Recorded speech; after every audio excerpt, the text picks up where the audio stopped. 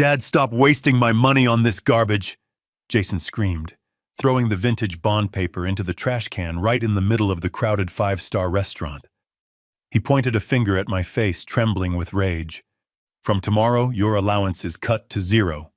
You stay in your room and you do not embarrass me again.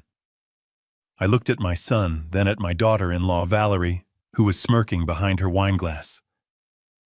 I did not say a word. I simply walked away. But what Jason did not know was that the money he claimed I was wasting was never his. It was mine. All of it. The next morning when he woke up to buy his new Porsche, he would find his bank accounts empty, his credit cards frozen, and his CEO title revoked. And me. I would be gone, leaving behind nothing but that crumpled $50 bond. I am Conrad King, and this is how I taught my ungrateful son the hardest lesson of his life. If you enjoy stories about justice being served, please like and subscribe and tell me in the comments if you have ever dealt with ungrateful family members. The crystal chandeliers of the Emerald threw a golden light over the tables, but it felt like a spotlight of interrogation. This was the most expensive restaurant in Boston, the kind of place where a glass of water cost more than a typical lunch. We were there to celebrate my grandson Sammy turning 10. The room was filled with the city elite business partners of my son Jason's socialite friends of my daughter-in-law Valerie, and men in suits who measured their worth by the size of their watches. I sat at the edge of the table trying to make myself small. My suit was old, the fabric worn at the elbows, a stark contrast to the Italian silk Jason was wearing. He sat at the head of the table laughing loudly at a joke made by a hedge fund manager, pouring expensive champagne as if it were tap water. Grandpa Sammy whispered, pulling on my sleeve. His eyes were big and round, the only innocent thing in this room. Did you bring it? I smiled, feeling the familiar crinkle around my eyes. I reached into the inner pocket of my jacket. My hand trembled slightly, not from age, but from a mix of anticipation and anxiety. I pulled out a small beige envelope. It was not much to look at. Inside was a $50 treasury bond. I had bought it the day Sammy was born 10 years ago. It was a tradition my own father had started. It was not about the money. It was about patience. It was about watching something grow slowly over time. It was about value. Happy birthday, Sammy, I said softly, handing him the envelope. This is for your future. Sammy reached for it, a genuine smile spreading across his face, but before his fingers could touch the paper, a hand snatched it away. It was Jason. He held the envelope up like it was a piece of dirty tissue. He ripped it open and pulled out the bond. He looked at it and let out a short, cruel laugh. $50, he announced loudly enough for the entire table to hear. The conversation around us died down. $50. Dad, are you serious? We are at the Emerald. The tip for the valet is more than $50. Jason, I said, keeping my voice low, trying to save what little dignity I had left. It is a bond. It matures. It teaches him the value of saving. Value. Jason scoffed. He crumpled the bond in his fist. You want to teach him value? Look around you, Dad. This dinner costs $10,000. That is value. You giving him this scrap of paper is not a gift. It is an insult. It is you being a cheap old man who still thinks it is 1970. He threw the crumpled ball of paper into the ice bucket where the champagne was cooling. Stop wasting my money on this garbage, he hissed. Valerie chimed in, leaning over to whisper to the woman next to her, but loud enough for me to hear. You have to forgive him. He is getting senile. We let him live with us out of charity, but he just does not understand how the modern world works. He is a drain on our resources, but what can we do? The guests chuckled, a polite, uncomfortable sound. They looked at me with pity. The poor old father living off his successful son. The leech. The burden. I looked at Sammy. He was looking down at his plate, his face red with shame. He wanted to cry, but he knew his mother would pinch him if he ruined the mood. I slowly pushed my chair back. The legs scraped against the marble floor, a harsh sound in the quiet room. "Where are you going?" Jason asked, annoyed. "We have not cut the cake yet. Do not make a scene." "I am going home," I said quietly. "I am tired. Suit yourself." Jason waved his hand dismissively. "Just do not expect the driver to take you. He is busy. You can take the bus. It is cheaper. Just your style." I walked out of the dining room, my back straight. I could feel their eyes on me. I could hear their whispers. I walked past the maitre d' who looked at my worn shoes with disdain. I walked out into the cool Boston night. But I did not go to the bus stop. I walked to the parking lot where my old Ford sedan was parked in the furthest corner, hidden away from the Ferraris and Lamborghinis, so it would not lower the property value of the lot. I had just unlocked the door when I heard heavy footsteps running behind me. It was Jason. For a second, a foolish, hopeful part of me thought he was coming to apologize. I thought maybe he realized he had gone too far, that maybe the son I raised was still in there somewhere, buried under the layers of arrogance and greed. "Give me the keys," he demanded, holding out his hand. "What?" I asked, confused. "The keys to the car, Dad. Give them to me." "Jason, this is my car. I bought this car 15 years ago. And who pays for the gas?" Jason stepped closer, looming over me. "Who pays for the insurance? Who pays for the repairs?" "I do. Everything you have is because of me. You live in my house. You eat my food. You drive a car that I pay to keep on the road. And tonight, you embarrassed me. You made me look cheap in front of the investors." He snatched the keys from my hand. "You are grounded," he said, and he was not joking. "From tomorrow, you stay in the house. You do not leave the estate. And that allowance of $400 a month. Cancelled. You do not need money. You have everything you need right there. If you are going to act like a child, I will treat you like one." I looked at him. I looked at the man standing before me in his $5,000 suit. I remembered the day he was born. I remembered holding him in my arms, promising him the world. I remembered 5 years ago when I sat him down in my office, the office of King Logistics, the company I built from a single truck into a shipping empire. I remembered signing the papers, handing him the CEO title. I remembered the only condition I had set: take care of the company. Jason, I had told him, and take care of me. I am tired. I want to rest. Treat me with respect, and everything I built will be yours. He had promised. He had cried. He had hugged me. And now 5 years later, he was standing in a parking lot, taking away my car keys because I gave his son a $50 bond. "You are making a mistake, Jason," I said, my voice steady. "The only mistake I made was not putting you in a nursing home sooner," he spat back. "Now walk. It is a long walk home. Maybe it will give you time to think about how lucky you are that I put up with you." He turned around and walked back toward the warm glow of the restaurant, twirling my keys on his finger. I stood there in the dark. The wind was biting. It was a 5-mile walk to the estate. I did not feel the cold. I did not feel the fatigue. I felt a strange sense of clarity. It was as if a fog had lifted. For 5 years, I had made excuses for him. I told myself it was the stress of the job. I told myself it was Valerie's influence. I told myself he would mature. But tonight, the denial died. I started walking. I did not walk like an old man. I walked with the rhythm of a man who had negotiated with union leaders on the docks of South Boston. I walked with the pace of a man who had stared down hostile takeovers. I reached the estate just after midnight.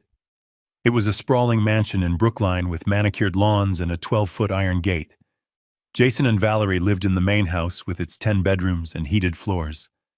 I lived in the servants' quarters, a small converted apartment in the basement near the boiler room.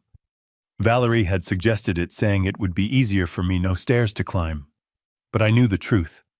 They wanted me close enough to use as a babysitter or a punching bag, but far enough away that they did not have to see me. I entered my room. It smelled of damp concrete. The furniture was old cast-offs from when they redecorated the main house. I sat on the edge of the single bed. I did not turn on the light. I did not need it. I reached down and took off my left shoe. I pulled out the insole. Underneath, taped securely to the heel, was a small black micro SD card. I peeled it off. This was my insurance. This was the lever I had prayed I would never have to pull. When I handed the company over to Jason, I had my lawyer Sullivan draft a very specific trust agreement. It was a revocable living trust. Jason thought he owned the shares. He thought he owned the house. He thought he owned the accounts. But he was only the beneficiary. I was the grantor, and I had retained the power to revoke everything at any time for any reason. We called it the Doomsday Clause. I walked over to the small dusty desk in the corner. I pulled out an old laptop that Jason thought was broken. It was not. It was a satellite-linked secure terminal that bypassed the house network entirely. I inserted the card. The screen glowed blue, illuminating my face. I typed in a sequence of numbers. Then I picked up a burner phone I had kept hidden in a hollowed-out book on the shelf. I dialed a number I had not called in 5 years. It rang once. Yes, a gravelly voice answered. It was Sullivan. He was awake. I knew he would be. Sullivan never slept. "It is Conrad," I said. There was a pause on the other end. Then Sullivan spoke, his voice devoid of surprise. "Is it time?" "It is time," I said. "Jason crossed the line tonight. He humiliated me. He hurt Sammy. And he told me to stop wasting his money." I heard the click of a lighter on the other end, then the exhale of cigar smoke. "So what are the instructions, Conrad?" "Execute the Doomsday Clause," I said, staring at the picture of my late wife, Catherine, on the desk. "I want it all gone, Sullivan. Freezing the assets is not enough. I want a total recall." "Understood," Sullivan said. "And the liquidity?" "Move it," I ordered. "Empty the operating accounts. Empty the personal checking. Empty the savings. Transfer the $12 million in liquid cash to the offshore holding in the Cayman Islands. Leave him with nothing but the change in his pockets." "And the house?" Sullivan asked. "It belongs to the trust," I said. "Eviction notice immediately." "Very well," Sullivan said. "It will be done by 8 a.m. "What about you?" "I am leaving," I said. "I am taking the bond, and I am disappearing." "Do you need extraction?" Sullivan asked. "No," I said. "I have a plan. Just make sure the accounts are dry before he buys his morning latte. Consider it done, old friend." I hung up. I closed the laptop. I did not pack clothes. I did not pack photos. I left everything that reminded me of the last 5 years of misery. I walked over to the trash can where I had thrown the crumpled $50 bond after I retrieved it from the restaurant ice bucket. I smoothed it out on the desk. It was stained with water and wrinkled, but it was still valid. I placed it in the center of the pillow on my bed. Then I took a piece of paper and a pen. I wrote a single note. "You said it was your money, Jason. You were wrong. It was never your money. It was mine. And now I am taking it back." I left the note next to the bond.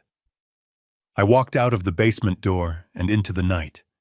I walked past the garage where Jason's collection of luxury cars slept. I walked past the pool where Valerie threw her lavish parties. I walked out of the gate, and I did not look back. By the time the sun rose over Boston, my son would wake up a poor man, and I would be a ghost. The game had just begun. The morning sun hit the windows of the master bedroom at 7 a.m. sharp. I was already miles away watching the city wake up from a diner stool, but in my mind, I could see exactly what was happening at the mansion. Jason loved his morning routine. He would wake up, stretch in his Egyptian cotton sheets, and ring the bell for coffee. Usually I was the one who brought it. I was the one who ground the beans, who frothed the milk just the way he liked it. But this morning the bell would ring and there would be silence. I imagined him waiting, ringing it again, getting annoyed, throwing the covers off and storming down to the kitchen, expecting to find me there, expecting to yell at me for being slow. But the kitchen would be dark, the coffee machine cold. He would probably curse. He would grab his phone to call the office to demand that his assistant send a car because he had taken my keys and he did not want to drive himself. That was when the first domino would fall. At the headquarters of King Logistics, the main server room hummed. At 8:01 a.m., a command script executed. It was a digital tidal wave. Jason was standing in his kitchen, in his silk robe, tapping on his phone. He opened his banking app. Face ID recognized him. The little loading wheel spun. And then the numbers appeared.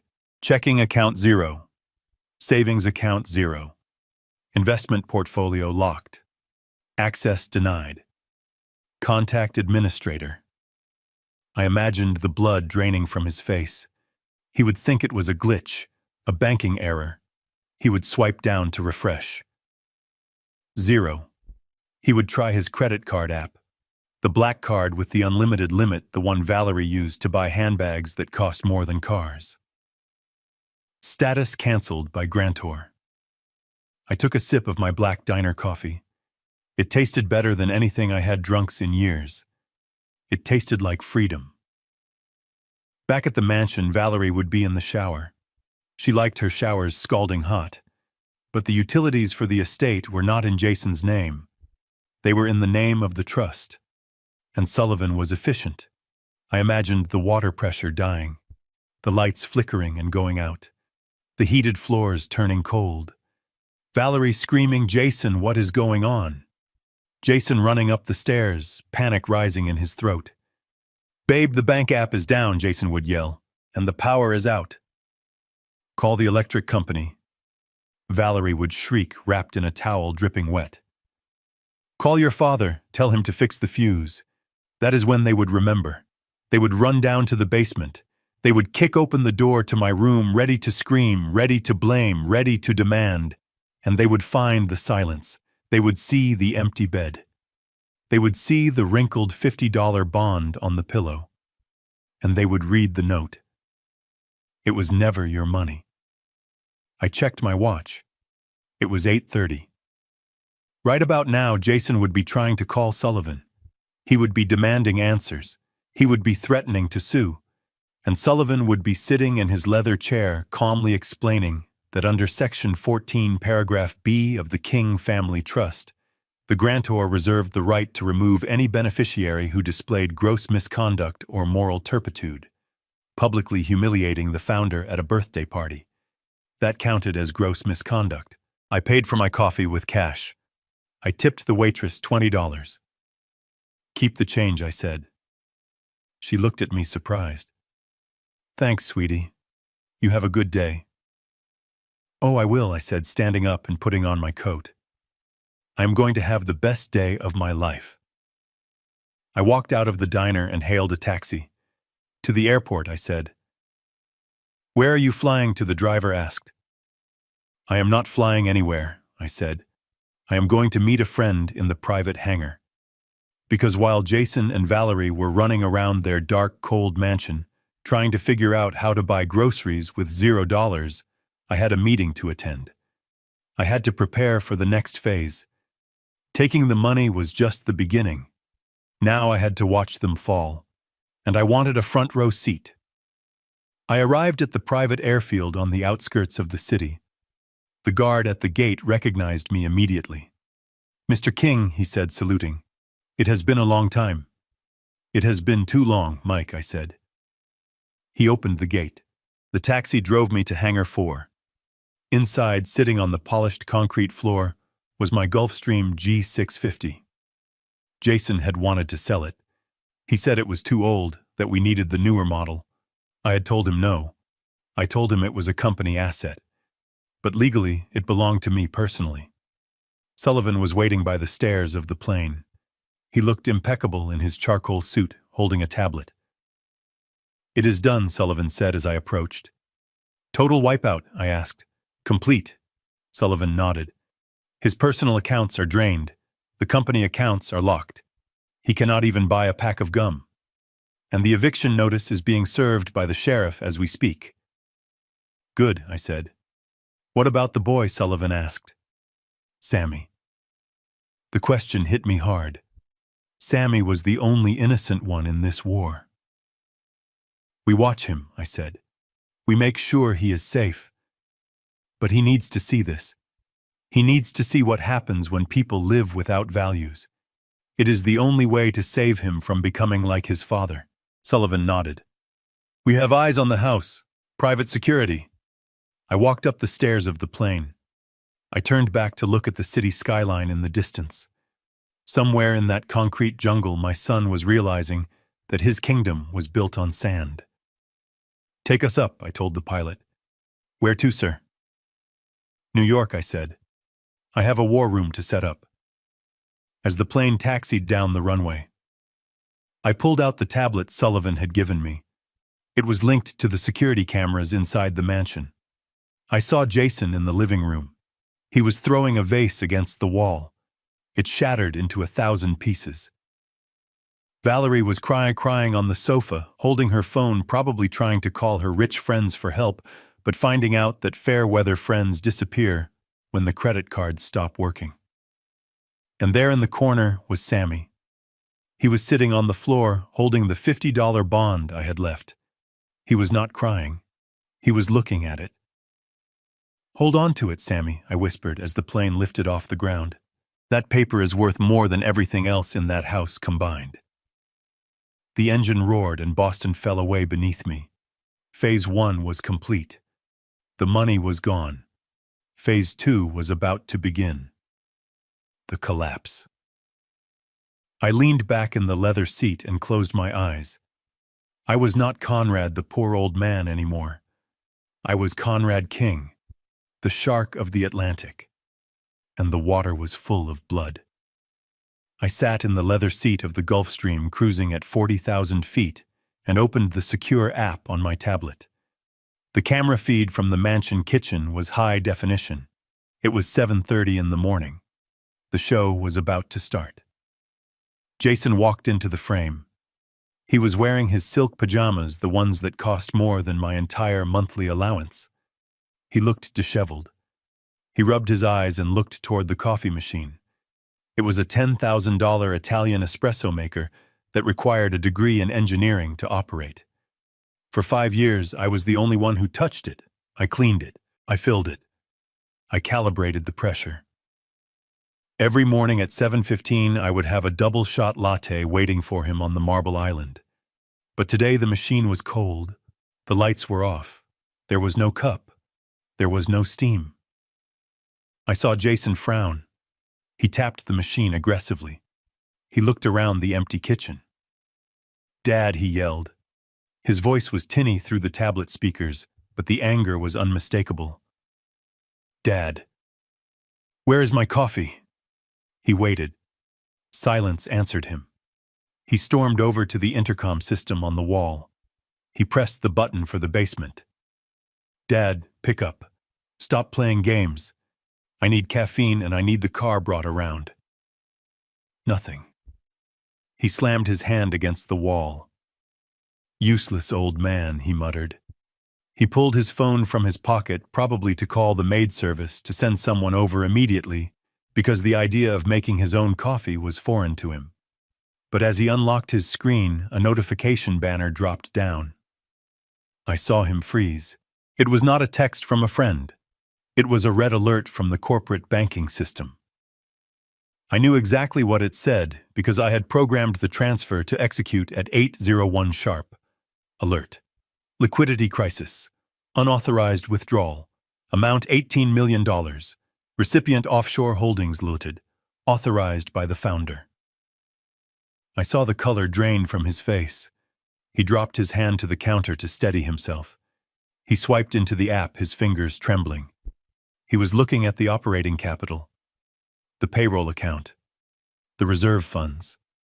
Empty. Empty. Empty. He started tapping furiously, trying to reverse the transaction, trying to call the bank. But the bank was not going to answer him. The bank answered to the trust, and the trust answered to me. Jason dialed a number. It was probably the chief financial officer. I could imagine the panic on the other end of the line. "What do you mean it is gone?" Jason screamed into the phone. "It is $18 million.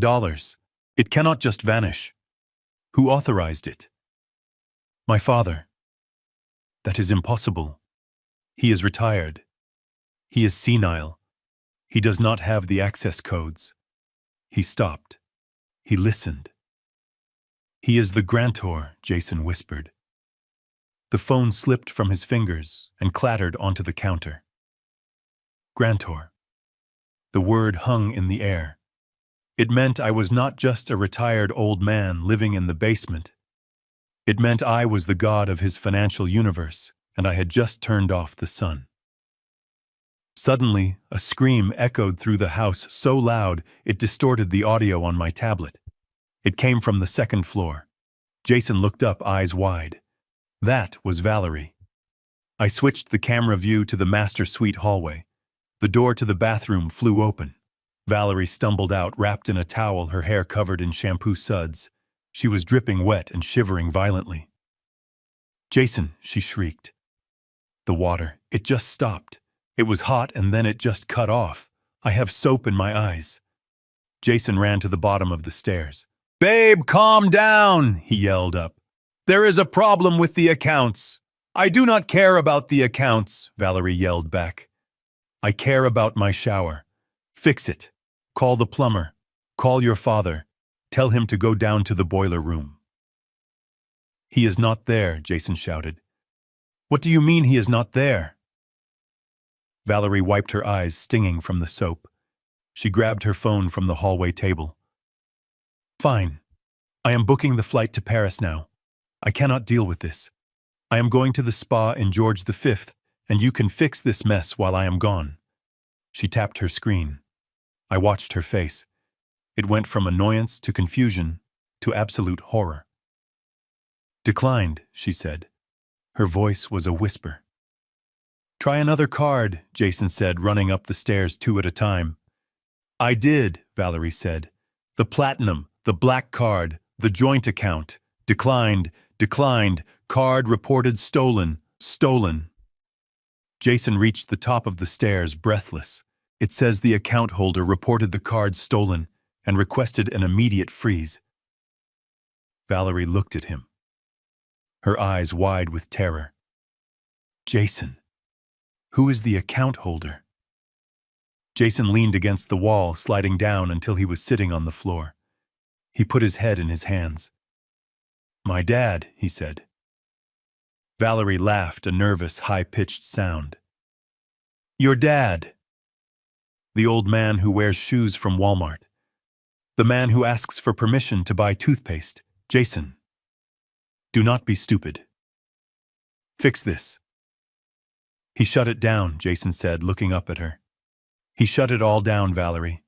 The company, the house, the cards, the water, it is all in his name. It was always in his name."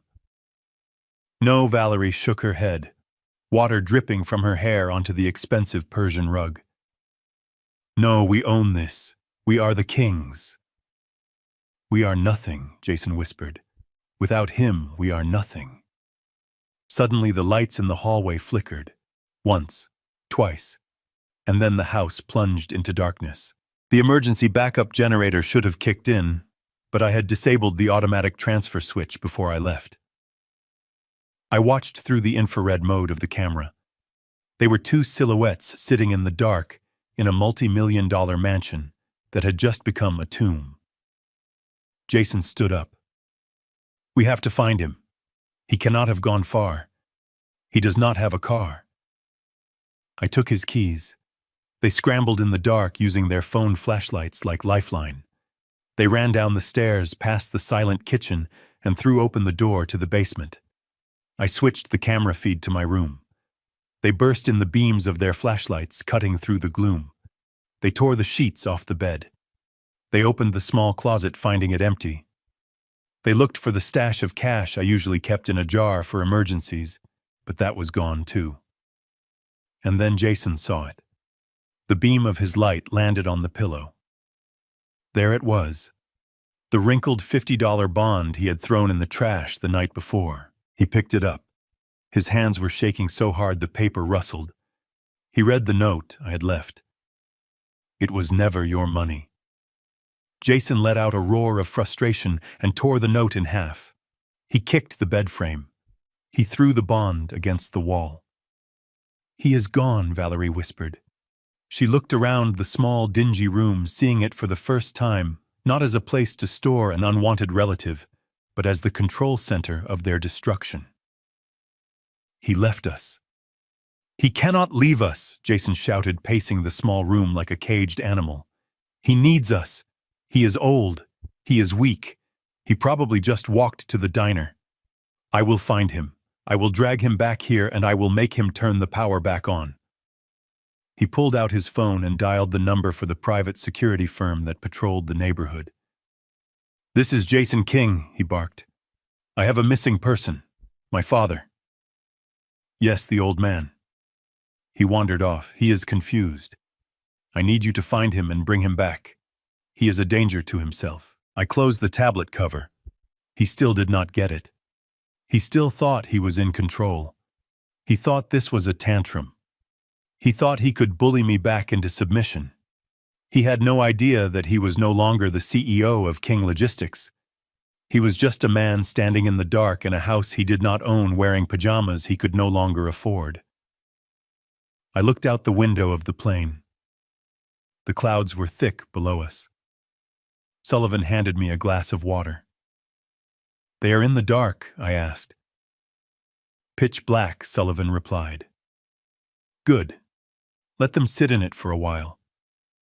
Hunger and cold have a way of clarifying the mind. But I knew Jason.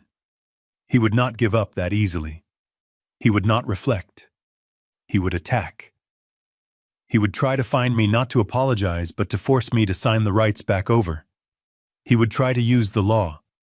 He would try to use force. He would try to use Sammy. And that was exactly what I was counting on. Because when you corner a rat, it bites. And when it bites, it exposes its neck. I took a sip of water. The game had moved from the board to the street. And I had cleared the board. Now we would see who could survive the winter. I watched on the tablet screen as the call to private security ended abruptly. The guard on the other end must have told Jason what I had instructed Sullivan to convey, that Mr. Conrad King was not a missing person, but a free man who had voluntarily vacated the premises. Jason stared at the phone in his hand, as if it had betrayed him, before hurling it onto the thin mattress of my bed. The silence in the basement was heavy, pressing down on them, like the tons of concrete and steel of the mansion above. This room, my home for the last 5 years, was barely larger than the walk-in closet Jason had for his shoes. The walls were bare concrete, painted a sterile white that had yellowed with age and dampness. There was no carpet, just cold linoleum that sapped the heat from your feet. Jason stood in the center of the room, his chest heaving. He looked around, really looked, perhaps for the first time. He was searching for me, yes, but he was also searching for the leverage he thought he had. He was looking for the old man who needed him. He was looking for the father who was too weak to leave. But the room was scrubbed clean. I had been meticulous. "Where is his stuff?" Jason muttered. He yanked open the small particle board wardrobe in the corner. It rocked on its uneven legs. Empty. I had taken my 3 suits, my shirts, and the winter coat I had bought at a thrift store. There were no hangers left rattling on the rail. He pulled out the drawers of the small bedside table. Empty. No medication bottles. No reading glasses. No half-read paperbacks. I had erased myself from their lives as completely as I had erased the money from their accounts. He must have hidden it, Jason said, his voice rising in panic. He has a stash. Old people always have a stash. Cash. Gold coins. Something. He didn't just walk out of here with nothing. I watched as my son, the CEO of a Fortune 500 company, dropped to his knees on the dirty floor. He began to feel under the bed frame. He lifted the mattress, flipping it over with a grunt of exertion. Dust motes danced in the beam of his flashlight. Nothing. He crawled to the loose floorboard near the radiator, the one I used to complain about, because it squeaked. He dug his manicured fingernails into the gap and pried it up, snapping the wood. He shone the light into the dark cavity underneath. Just dirt and old pipes. He is gone, Jason, Valerie said from the doorway. She was hugging herself, her lips blue from the cold. There is nothing here. He planned this. Don't you see, he didn't just leave in a huff. He planned this for days, maybe weeks. Jason stood up, wiping the dust from his silk pajamas. His face was a mask of fury and confusion. He walked back to the desk, the only piece of furniture he hadn't overturned yet. There, sitting in the pool of light from his flashlight, was the bond. I zoomed in on the camera feed. The $50 Treasury bond. The edges were soft from wear, the paper stained from the wine and ice of the night before. I had smoothed it out carefully, pressing it flat with the palm of my hand before I left. It sat there like an accusation. Jason picked it up. He held it delicately this time, not like trash. He stared at the intricate engraving, the government seal, the face of the president. $50. To him, it was less than a rounding error. To me, it was the seed of an empire. And next to it, the note. He read it again, his lips moving silently. Your money, no. Jason. It was never your money. He slammed his fist onto the desk. It is my money, he screamed at the empty walls. I earned it. I sat in that chair. I took the meetings. I signed the deals. He was shouting at a ghost. He was trying to convince the concrete that he was a king, but the concrete knew better. The concrete knew he was just a tenant who had forgotten to pay his rent in respect. He swept his arm across the desk, sending the note fluttering to the floor. But he kept the bond in his hand. He crumpled it, then stopped. He smoothed it out again. Why was it regret? No. It was desperation. It was the sudden, terrifying realization that this piece of paper, this $50 promise from the government, might be the only liquid asset he had left in the world. Valerie stepped into the room. She looked at the overturned mattress, the empty wardrobe, the bleakness of the space. Is this how he lived? She whispered. She looked at the single narrow window high up on the wall, barred with iron. She looked at the exposed pipes in the ceiling. We put him in a dungeon, Jason, she said, her voice trembling. Shut up, Jason snapped. It was good enough for him. He said he liked it. He said it was quiet. He lied, Valerie said. She looked at the camera lens in the corner of the ceiling, a small black dome she had probably never noticed before. Or maybe she just felt the weight of being watched. He lied about everything. He wasn't senile. He wasn't weak. He was waiting. Jason turned to her. We don't need him. I can fix this. I just need to get to the office. I need to talk to legal. Sullivan can't do this. There are laws. There are rights. He has the codes. Jason. Valerie screamed, her composure finally cracking. He is the grantor. Do you know what that means? I looked it up while you were playing hide-and-seek with the security guard. It means he is God. It means we are trespassing in our own house. Jason looked at her, then back at the empty room. The reality was closing in. The cold was seeping into his bones. The adrenaline of the anger was fading, replaced by the hollow ache of fear. He looked at the bond one last time. He didn't throw it away. He folded it. He folded it carefully into a small square and put it in the pocket of his pajama bottoms. Let's go, he said, his voice low. Where? Valerie asked. To the office, Jason said. We walk. They turned and left the room, leaving the door swinging on its hinges. I watched the empty space for a moment longer. The overturned mattress, the dust, the silence. It was a tomb, yes. But it wasn't mine anymore. It was the tomb of their arrogance. I closed the app on my tablet. The plane banked, turning south. Jason was going to walk to the office. That was a 5-mile hike in Italian loafers that weren't made for pavement. He would arrive sweaty, tired, and desperate, and he would find the doors locked. But I knew him. He wouldn't stop there. He would go to the one place he thought he could still exert power. He would go to the lawyers. He would try to fight me with paper. He didn't know it. I had bought the paper factory 40 years ago. I signaled the flight attendant. Breakfast, sir, she asked. Yes, I said. Coffee. Black. And bring me the phone. I need to make a call to the district attorney. Because emptying the accounts was just the opening move. Now it was time to expose the rot. It was time to show the world that the CEO of King Logistics wasn't just broke. He was a criminal. The real storm was just beginning.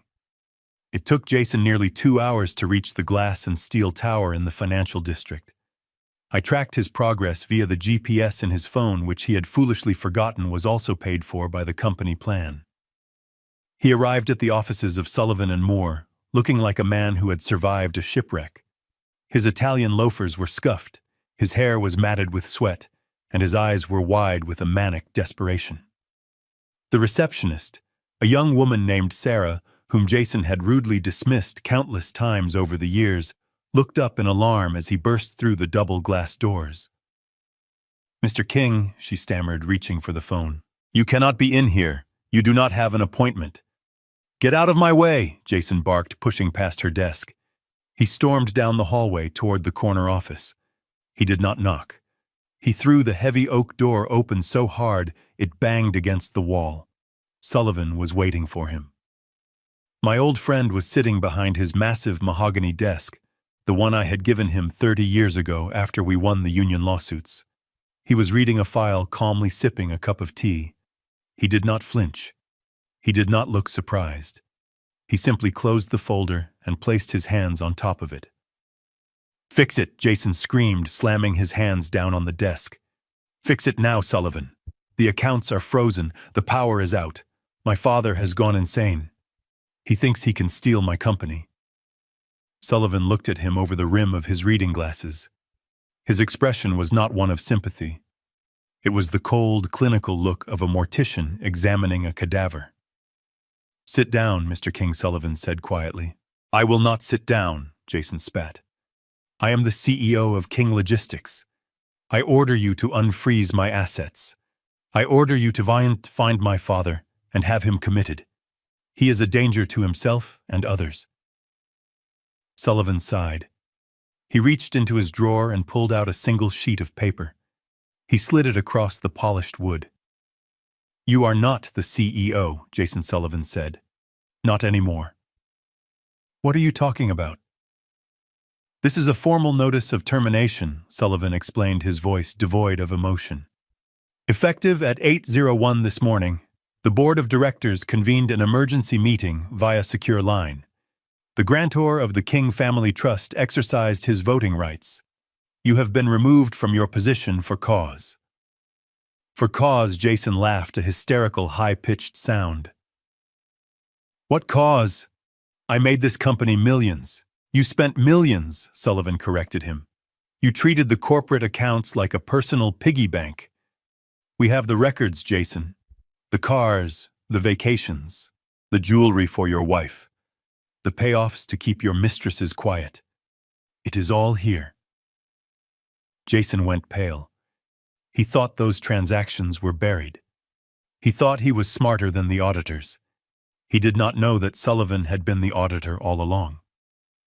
But that does not matter now, Sullivan continued. What matters is the trust.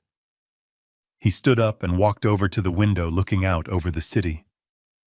Your father built this empire with his bare hands, Jason. He created the trust to protect it. And he included a specific clause, a clause I wrote myself. It states that the grantor may revoke all privileges if the beneficiary proves himself unworthy. Unworthy, Jason whispered. I am his son. Being a son is a biological accident. Sullivan turned back to face him. Being an heir is a privilege. You lost that privilege last night when you threw a $50 bond into the trash. You insulted the man who gave you everything. Jason stood up, shaking. He can't do this. I will sue. I will take him to court. I have rights, possessions. Possessions, Sullivan raised an eyebrow. Let us talk about possessions. The house in Brookline, the cars in the garage, the furniture, the art on the walls, even the phone in your pocket. What about them? They are all property of the trust, Sullivan said. And since you are no longer a beneficiary, you are currently trespassing on private property. Jason froze. I have the eviction order here. Sullivan tapped the folder. You have 24 hours to vacate the premises. You and your wife. If you are not gone by noon tomorrow, the sheriff will remove you by force. And Jason, do not try to take anything. We have cataloged every item in that house. If a single silver spoon is missing, I will have you arrested for theft. This was the moment I had been waiting for. The moment the reality truly hit him. He was not just fired. He was homeless. You are bluffing, Jason hissed. My father would never do this. He is weak. He loves me. He loved the son he thought you were, Sullivan said softly. But he hates the man you have become. Jason's face twisted into a mask of pure, ugly rage. The veins in his neck bulged. He let out a guttural roar and lunged across the desk.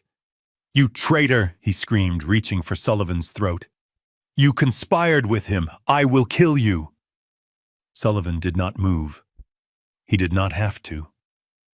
Before Jason's fingers could touch the fabric of Sullivan's suit, the side door to the office burst open.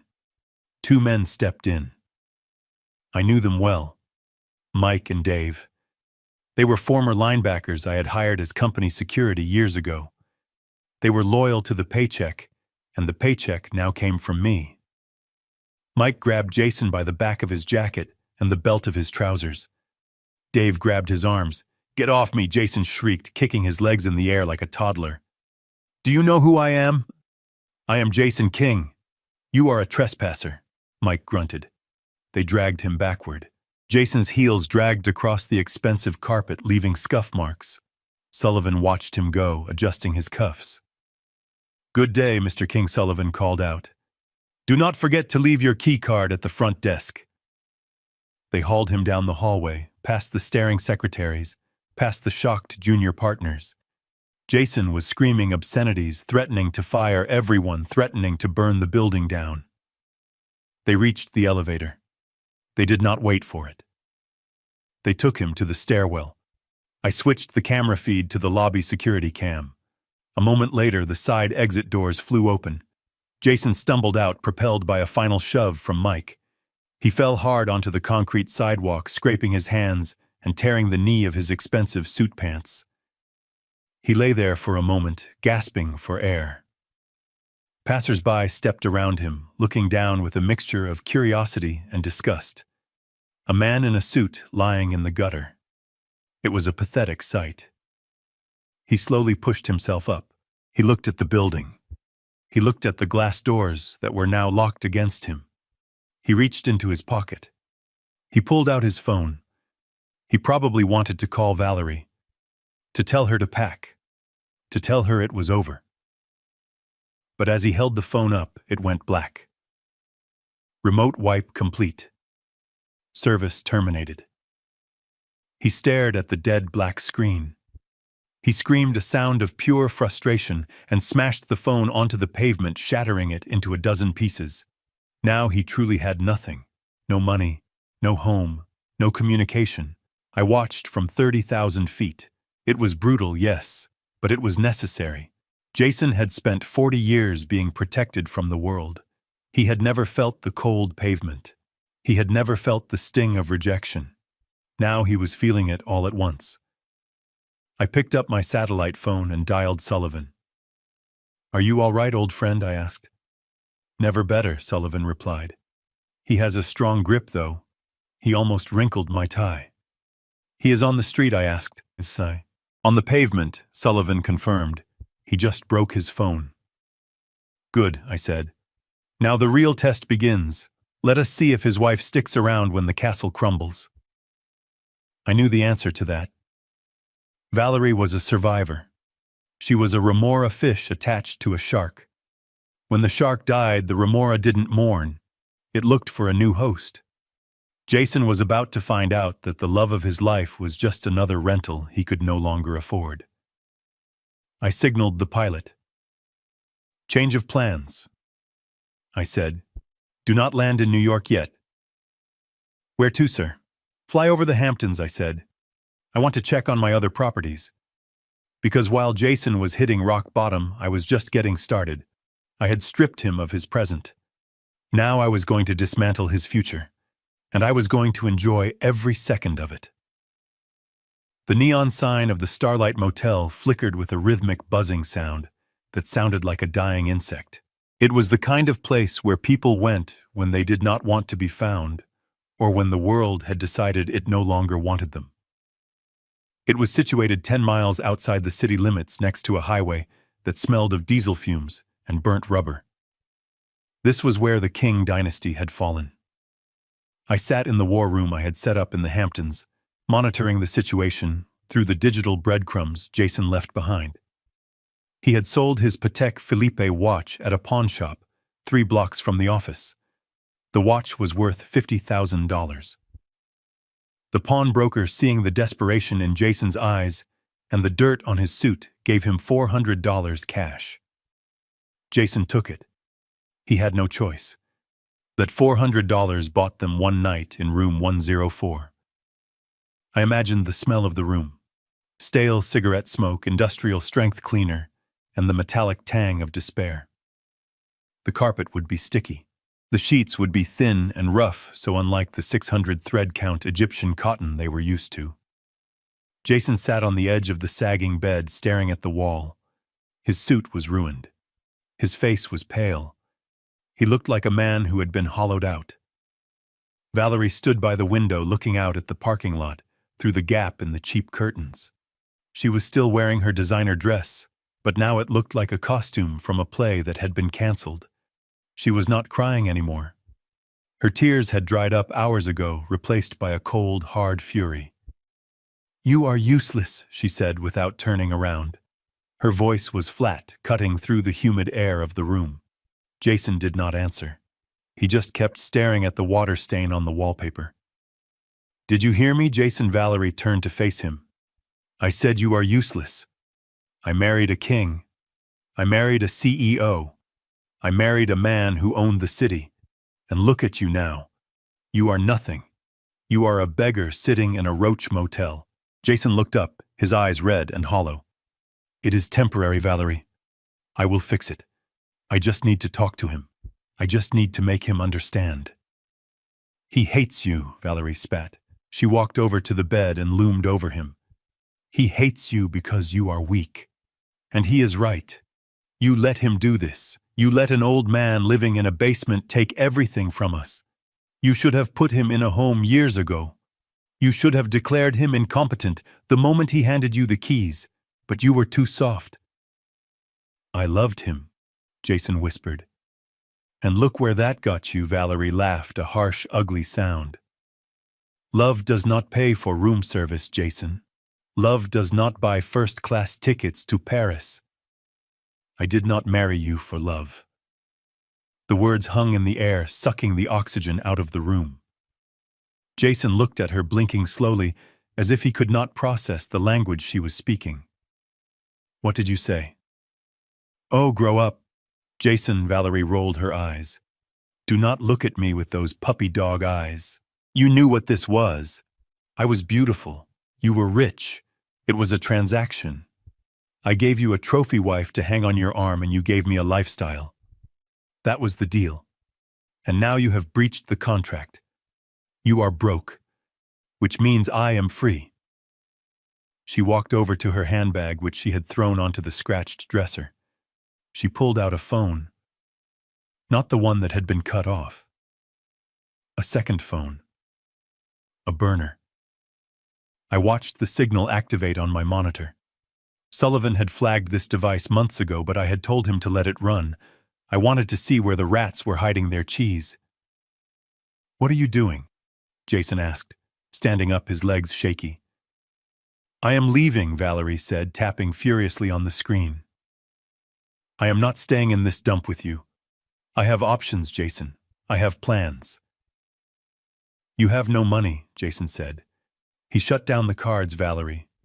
He emptied the joint accounts. "We have nothing."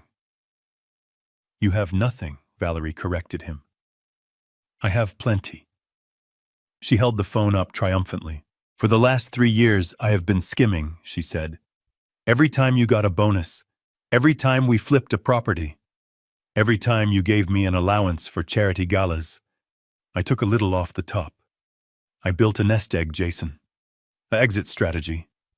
Because I always knew you would crash eventually. You are not your father. You never were." Jason stared at her, his mouth open. "How much?" $500,000. Valerie smiled. It was a predator smile. Sitting in an offshore account in the Cayman Islands. Untouchable. "It is enough to get me to Europe. Enough to start over with someone who actually knows how to be a man." Someone. Jason stepped closer. "Who is someone?" "Marco," she said. "Her personal trainer. The one Jason paid $300 an hour to keep his wife in shape. He is waiting for me in Zurich. He has a villa. And now I have the cash to pay for the champagne." She looked at the phone screen, ready to initiate the transfer. Ready to book her ticket out of his life. "Goodbye, Jason," she said. "Enjoy the motel." She pressed the transfer button. I watched the data packet travel across the network. It hit the banking server in the Caymans. It requested authorization. And then my trap snapped shut. Valerie frowned. She tapped the screen again. The color drained from her face. It was the same look Jason had worn that morning in the kitchen. The look of total, absolute shock. "What is this?" she whispered. "What is it?" Jason asked, a bitter hope rising in his voice. "It says account frozen," she stammered. "It says funds seized by the King Family Trust. Authorization code 001. She looked up at Jason, her eyes wide with terror. "He found it," she whispered. "The old man found it." Jason started to laugh. It was a low, rumbling laugh that built into a hysterical cackle. He sat back down on the bed, clutching his stomach. "He blocked you," he wheezed. "He blocked your exit strategy." Valerie screamed. She threw the burner phone against the wall, shattering it. She fell to her knees, tearing at her perfectly styled hair. "My money. It was my money. I stole it fair and square." "It was never your money," Jason said, his voice cold and dead. "It was his money. It was always his money. Even the money you stole from me was his money." He looked at his wife, the woman he had showered with diamonds and cars. He saw her for the first time. He saw the greed etched into the lines of her face. He saw the contempt in her eyes. "So you are stuck here," Jason said. "With me. With the beggar. With the failure. And Marco will have to wait in Zurich alone." Valerie looked at him with pure hatred. "I will leave anyway.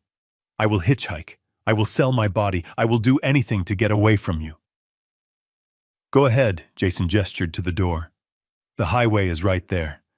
But it is cold outside, Valerie. And those heels are not made for walking."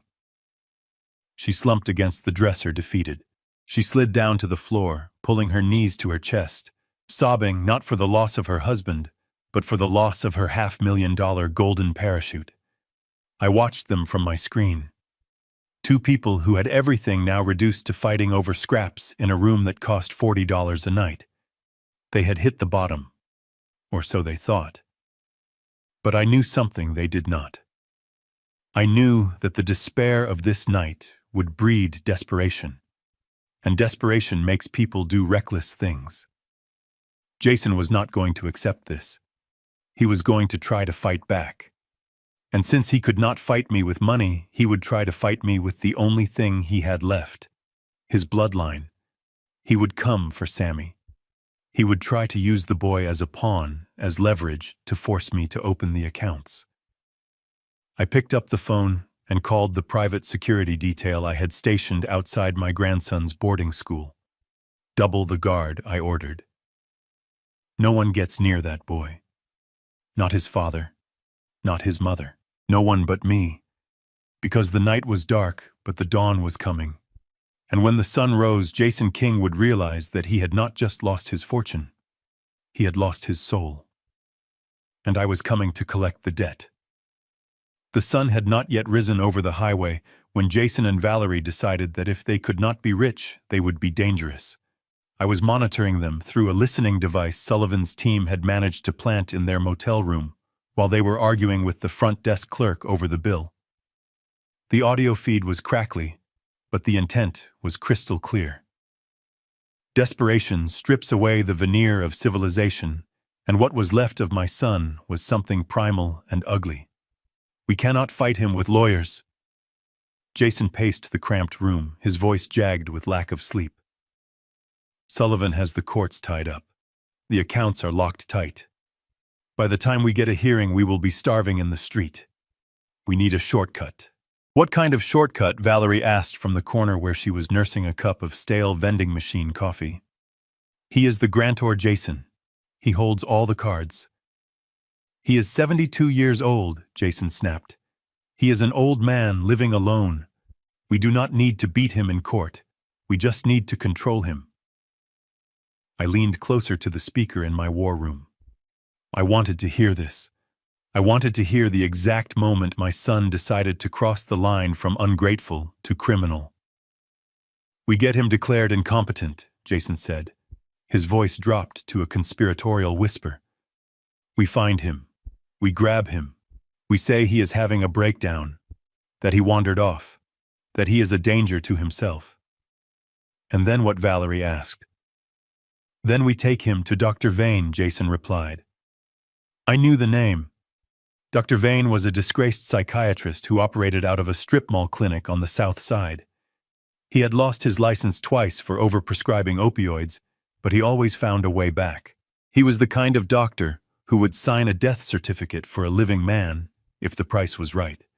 We take him to Vane. Jason continued, the excitement building in his voice. We pump him full of Thorazine. We make him compliant. We put a pen in his hand and we guide his signature on a power of attorney transfer. Once I have that signature, I reverse the trust. I fire Sullivan. I take it all back. And then Valerie asked, her voice devoid of any moral objection, only practical concern. Then we put him in a home, Jason said coldly. A secure facility, one with high walls and no visitors. We keep him medicated. He spends the rest of his days drooling at a wall and we get our lives back. It was a solid plan, evil but solid. It relied on the one thing they thought they had on their side, my age.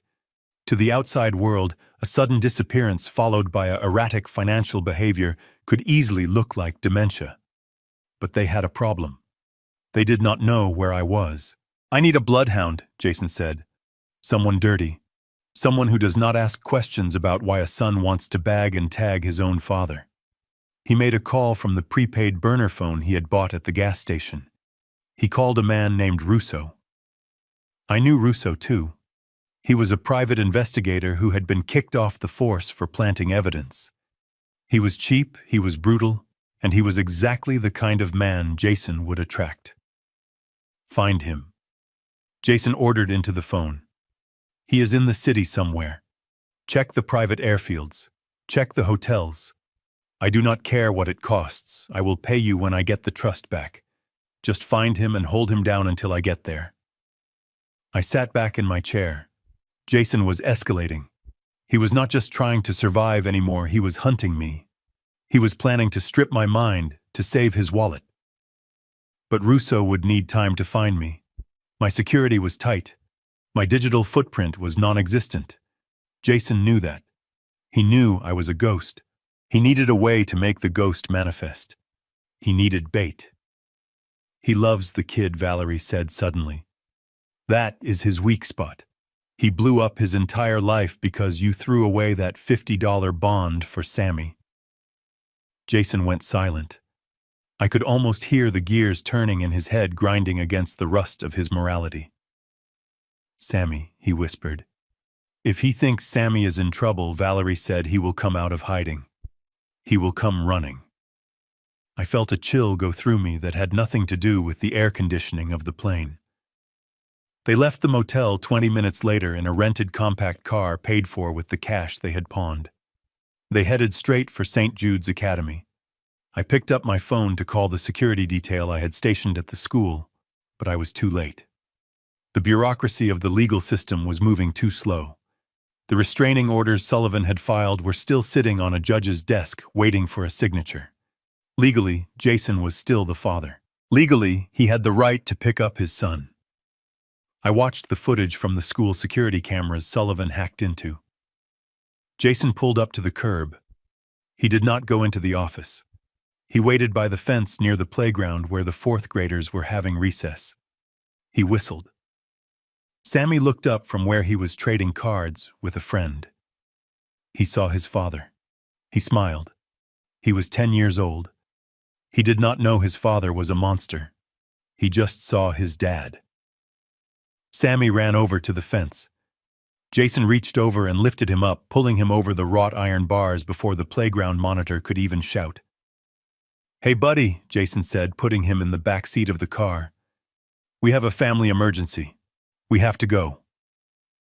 By the time the school security guard reached the fence, the car was peeling away. They did not take him far. They drove to a desolate park near the river. I tracked them via the burner phone's GPS. I dispatched my team, but they were 20 minutes out. Jason pulled the car over. He turned around in the seat.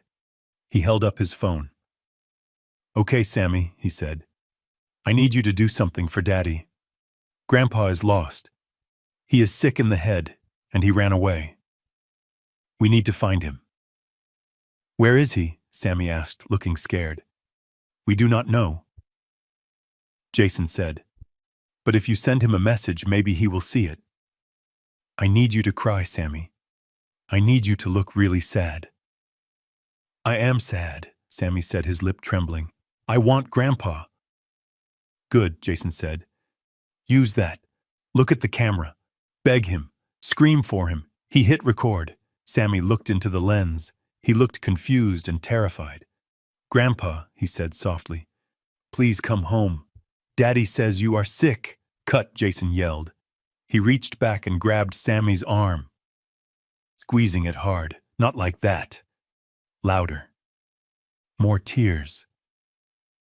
"Act like you are dying, Sammy, or Grandpa is never coming back." He pinched the boy. Hard.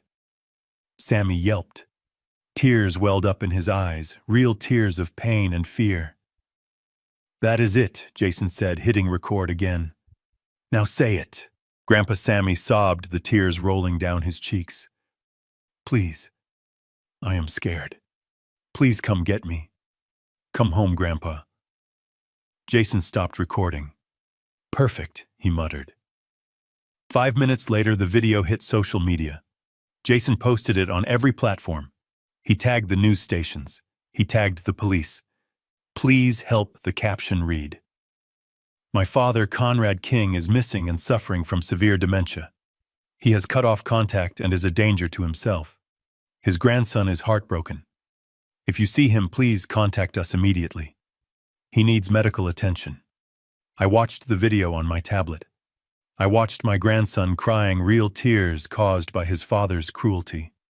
I watched Jason weaponize the innocence of a child to lure me into a trap of chemical lobotomy. My hand crushed the glass of water I was holding. It shattered, slicing my palm, but I did not feel the pain. Sullivan looked at me, his face pale. "Conrad, do not go. It is a trap. They want you to show up so Russo can grab you." "I know it is a trap," I said, standing up, blood dripping from my hand onto the expensive carpet. "Then let the police handle it," Sullivan said. "We have the footage of him taking the boy. It is kidnapping." "Police take too long," I said, "and Jason is desperate. If I do not show up, he will hurt the boy again. He will escalate. He thinks I am a weak old man. He thinks I will come running blindly into his net." I walked to the door of the plane. "He is right," I said. "I am coming. But I am not coming to surrender Sullivan. I am coming to war. Get the car ready and call the hospital administrator. Tell him I am coming in for a checkup." "Why the hospital?" Sullivan asked, confused. "Because Jason wants to catch me," I said. "I am going to give him a target. I am going to let him think he has won. I am going to let him bring his dirty doctor and his fake papers and his thugs. And when he tries to put that needle in my arm, I am going to show him what happens when you try to bury a king." I looked at the frozen image of Sammy crying on the screen. "You made a mistake, Jason," I whispered. "You touched the one thing that was off limits. Now there is no mercy. Now there is only the end." The penthouse suite of the St. Regis Hotel was a fortress of solitude suspended 60 floors above the chaos of the city. The air was cool and scented with white tea, a stark contrast to the smell of mold and damp earth that had filled my nostrils for the last 5 years in that basement. Sullivan stood by the floor-to-ceiling windows, watching the rain lash against the glass, but my eyes were locked on the 80-inch screen mounted on the wall. The video played on a loop. It was everywhere. Twitter, Facebook. The local news channels were already running it with breaking news banners. The headline was always the same. "Billionaire tycoon missing. Grandson pleads for return." I watched Sammy's face. I watched the way his lower lip trembled. I watched the terror in his eyes. The world saw a boy missing his grandfather. They saw a tragic family drama where the poor son was desperately trying to save his senile father. They saw love. But I saw the truth. I saw the hostage tape. "Freeze it," I said, my voice low and rough like gravel grinding in a mixer. Sullivan picked up the remote and paused the image. The frame froze on Sammy's face just as he let out a sob. "Zoom in," I ordered. On his arm, the left one, just above the elbow. The image expanded. The pixels sharpened. Technology was a beautiful and terrible thing. It could hide sins, but it could also expose them if you knew where to look. There it was. It was faint. A reddish-purple bruise blossoming on the pale skin of my grandson's arm. It was the shape of a crescent moon. It was the mark of a fingernail digging into flesh. I felt a coldness spread through my chest that had nothing to do with the air conditioning. It started in my heart and froze my veins until I felt like a statue made of ice. I knew that mark. I knew exactly how much pressure it took to leave a bruise like that on a child. "That is not a cry for help," Sullivan whispered, stepping closer to the screen, his lawyerly detachment finally cracking. "That is pain." "He pinched him," I said. The words tasted like ash in my mouth. My son pinched his own child to make him cry for the camera. He hurt my grandson to sell a lie. I stood up and walked to the window. I looked down at the city lights blurring in the rain. Somewhere down there, Jason was feeling triumphant. He probably thought he had won. He probably thought the public sympathy would force the police to find me and drag me back to his control. He thought he was playing a game of chess. He did not realize he had just flipped the board and pulled a knife. For 40 years, I had made excuses for Jason. I had blamed his mother's death. I had blamed the boarding schools. I had blamed myself for working too hard. I had tolerated his greed, his laziness, his arrogance. I had even tolerated his disrespect toward me because I believed that deep down, underneath the layers of entitlement, there was still a human being. But looking at that bruise on Sammy's arm, I realized I was wrong. There was no human being there. There was only a predator. And you do not negotiate with predators. You put them down. Sullivan, I said without turning around. Change the classification of the file. Change it to what Conrad Sullivan asked. It is no longer a civil matter, I said. It is no longer a financial dispute. It is criminal. I turned to face him. The look on my face must have been terrifying because for the first time in 30 years, Sullivan took a step back.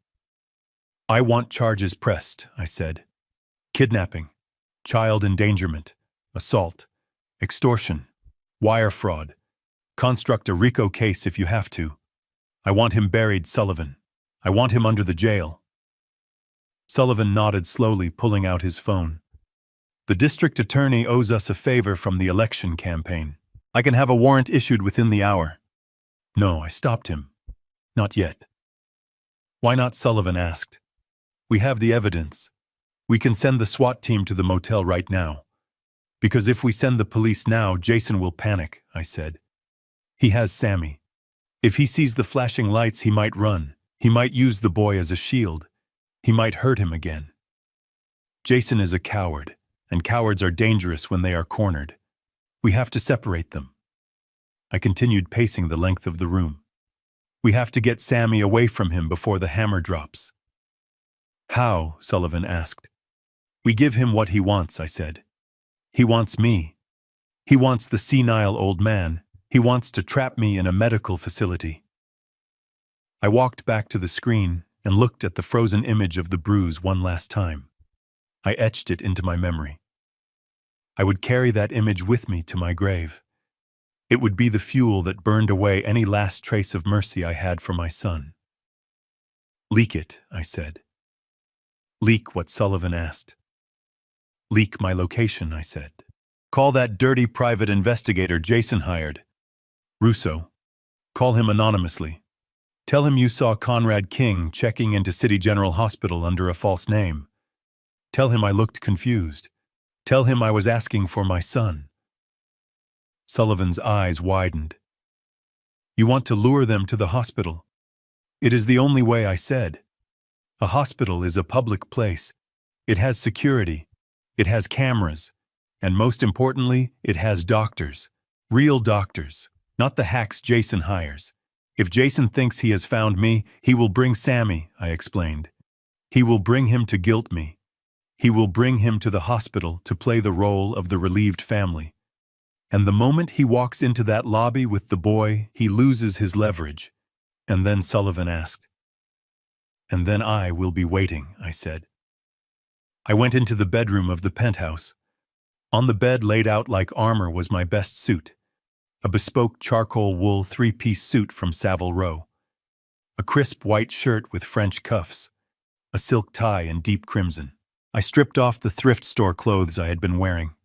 I threw them into the trash. They belonged to the old man in the basement.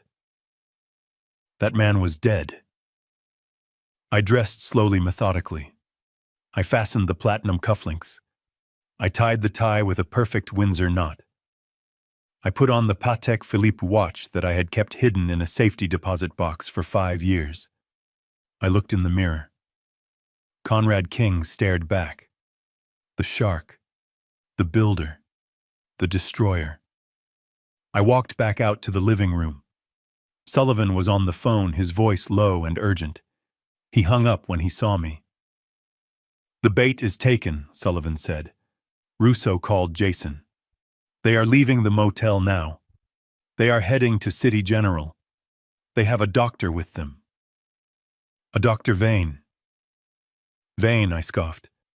The man is a butcher. Jason is bringing a butcher to verify my sanity. The irony is rich. I poured myself a glass of scotch. I did not drink it. I just held the crystal glass, feeling the weight of it. Sullivan, I said, when we get to the hospital, I want you to have the papers ready, not the lawsuit. The adoption papers. Sullivan paused. You are going to take custody. I am going to save him, I corrected. His mother stood by and watched him get pinched. She helped film the video. She is just as guilty. They have forfeited their rights. We will need a judge to sign off on an emergency order, Sullivan warned. It will be difficult. Get Judge Miller, I said. Remind him who paid for his daughter's rehab. Remind him who kept his name out of the papers when he crashed his car. Call in every marker, Sullivan. Burn every bridge if you have to. I do not care if I have to buy the courthouse. I am leaving that hospital with my grandson. Understood, Sullivan said, typing furiously on his tablet. I walked to the elevator. The private car was waiting downstairs. Let us go, I said. We rode down in silence. The city was wet and gray outside the tinted windows of the limousine. I watched the people hurrying along the sidewalks, heads down against the rain. They had their own problems, their own families, their own small tragedies. But none of them knew what it was like to have to destroy their own child to save their grandchild. We arrived at the hospital. I did not go to the waiting room. I went to the administrator's office. Dr. Aris was an old friend. He looked nervous when I walked in. Conrad, he said, shaking my hand. This is highly irregular, using my hospital as a trap. It is necessary, John, I said. And do not worry. The endowment I promised for the new pediatric wing. Double it. Dr. Aris swallowed. Very well. The lobby is secure. My security team is briefed. We have plainclothes officers waiting in the cafeteria. Good, I said. I sat in the leather chair behind the desk. I watched the monitors that showed the main entrance. 10 minutes passed, 20, and then a battered rental car pulled up to the curb. Jason got out. He looked manic. His eyes were wild, his movements jerky. He was wearing the same ruined suit from the day before. Valerie got out from the passenger side, dragging Sammy by the hand. Sammy looked small. He looked defeated. He was holding a toy car, clutching it like a talisman. And behind them, a man in a cheap suit carrying a medical bag. Dr. Vane. They walked through the sliding glass doors.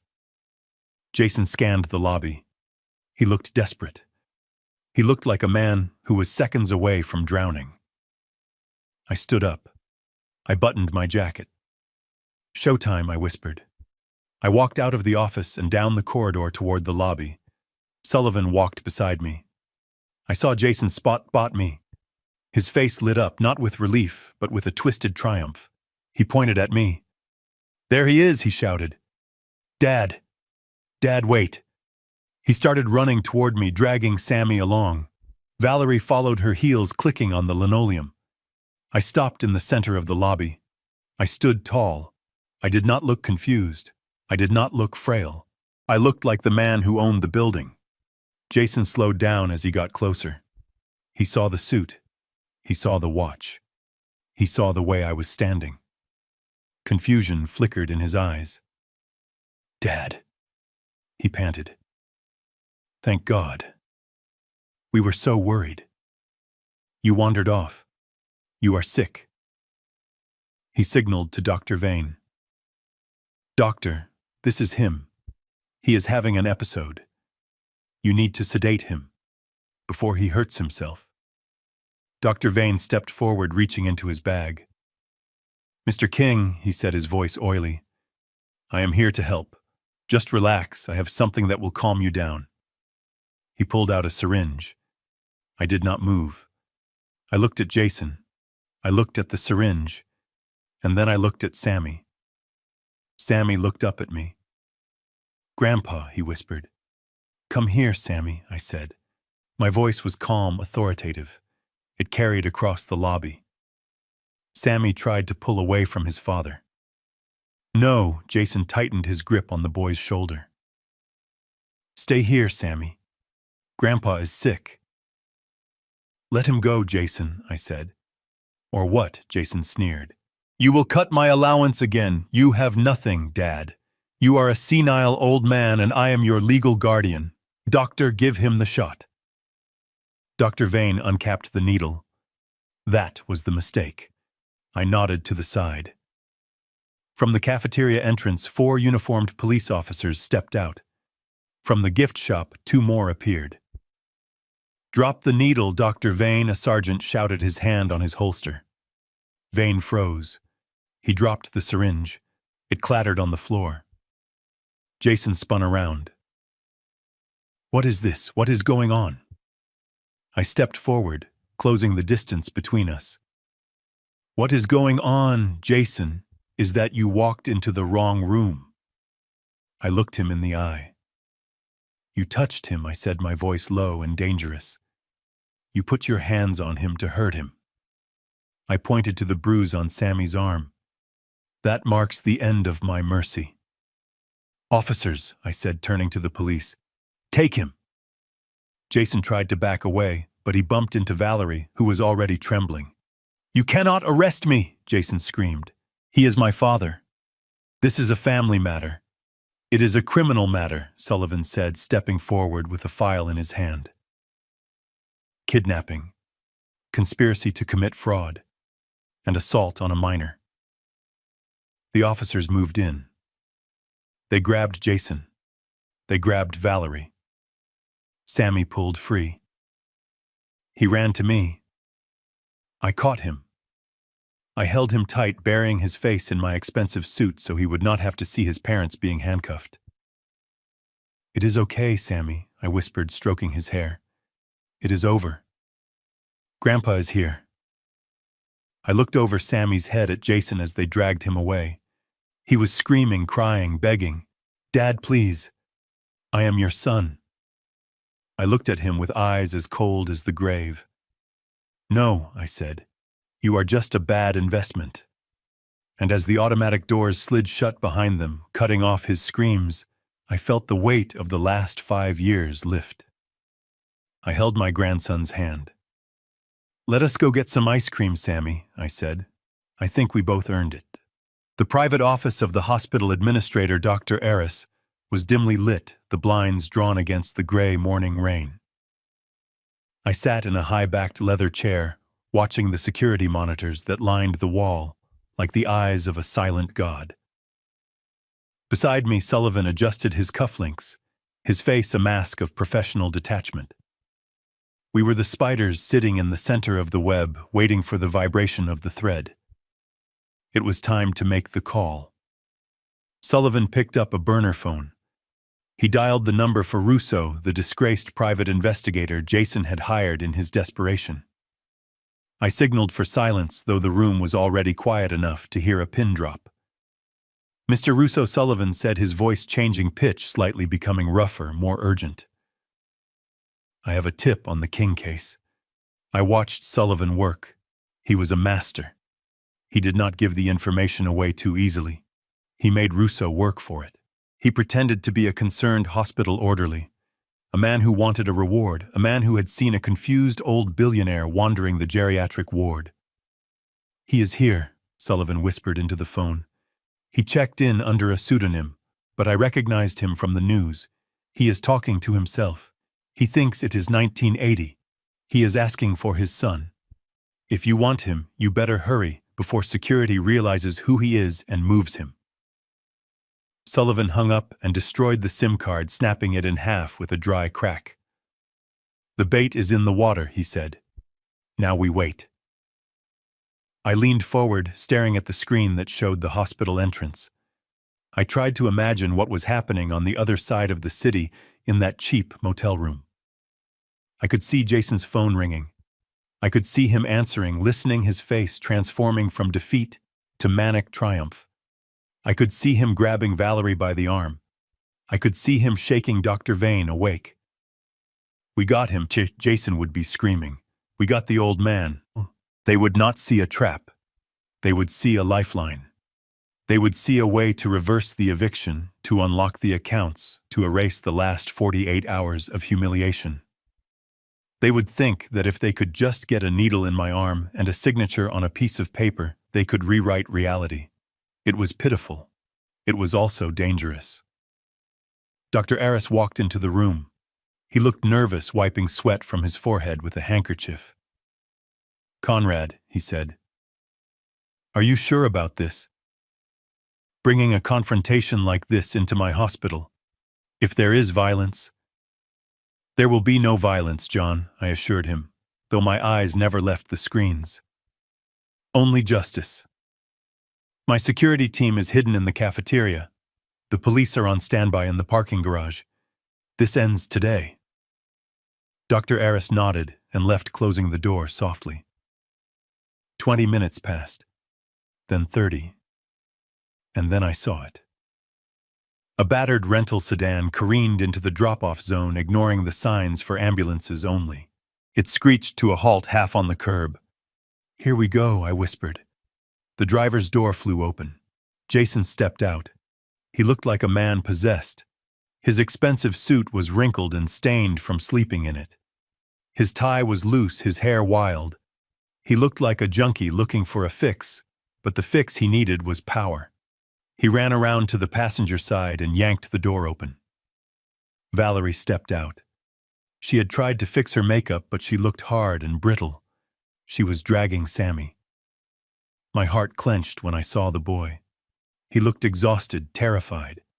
He was the prop in their play, the emotional battering ram they intended to use to break down my defenses. And then the back door opened. Dr. Vane emerged. He was a small, oily man clutching a black medical bag to his chest, as if it contained gold. In a way it did. It contained the sedatives and the chemical restraints that were going to be Jason's ticket back to the high life. I watched them march toward the automatic sliding doors. Jason was shouting orders at them, pointing at the entrance. He was the general of a ragtag army marching into a massacre. They entered the lobby. I watched Jason scan the room. His eyes were darting back and forth, frantic. He was looking for a confused old man. He was looking for a victim. He went to the reception desk. I turned up the volume on the audio feed. "Where is he?" Jason slammed his hand on the counter. "Conrad King. He was admitted an hour ago. Do not lie to me. I am his son. I am his medical proxy." The receptionist, a woman I had briefed personally, looked at him with wide, innocent eyes. "Sir, please lower your voice," she said. "Mr. King is in the East Wing solarium." He was very agitated. "We are waiting for a specialist." "I have the specialist right here," Jason gestured to Dr. Vane. "We are going up." He turned away from the desk, grabbing Sammy's hand so hard the boy stumbled. "Come on," Jason hissed at his group, "before he leaves." I stood up in the office. I buttoned my jacket. I checked my reflection in the glass of the window. I did not look like a victim. I looked like the man who built the skyline visible through the rain. "Let us go, Sullivan," I said. We walked out of the administrator's office and down the long corridor that led to the solarium. My footsteps echoed on the tile floor, a steady rhythmic drumbeat. I could hear them ahead of me. I could hear Jason's heavy breathing. I could hear Valerie's heels clicking rapidly. I could hear the soft whimper of my grandson. They were rushing toward the East Wing, thinking they were hunting a ghost. They turned the corner into the solarium, a wide open space filled with plants and sunlight that filtered through the rain-soaked glass ceiling. It was empty. Jason stopped in the center of the room, spinning around. "Where is he?" he shouted. "He was supposed to be here." Valerie looked around, panic rising in her eyes. "Jason, this feels wrong. There is no one here. It is too quiet." "Check the rooms," Jason ordered Dr. Vane. "He is hiding. He is scared. Have the syringe ready. As soon as you see him, hit him." "I do not want him talking. I do not want a scene. I just want him unconscious and signed over." Dr. Vane opened his bag, his hands shaking slightly as he prepared a vial. I stepped out from behind the pillar at the far end of the room. "You are looking for me, Jason," I said. My voice carried across the empty space, calm and cold. Jason spun around. He saw me. For a second he looked relieved. He saw the father he wanted to control, but then his eyes adjusted. He saw the suit. He saw the posture. He saw that I was not cowering in a corner, confused and senile. I was standing center stage, waiting for him. "Dad," he breathed. "Thank God." He started to move toward me, putting on the mask of the concerned son. "Dad, you had us so worried. You wandered off. You are not well." He gestured behind his back to Dr. Vane, signaling him to flank me. "Just stay there, Dad," Jason said, his voice taking on a soothing, predatory tone. "We are here to help. We brought a doctor. He is going to give you something to make you feel better. Then we can go home. We can sign the papers and everything will be back to normal." He took another step. I did not move. I just looked at him. I looked at the son I had raised, the boy I had loved, and I saw nothing but a stranger who would sell my soul for a bank transfer. "You brought a doctor," I said, my eyes flicking to Vane, who was creeping closer, the syringe hidden in his palm. "Or did you bring an executioner?" Jason faltered. "What?" "No, Dad. You are confused. This is for your own good." I smiled.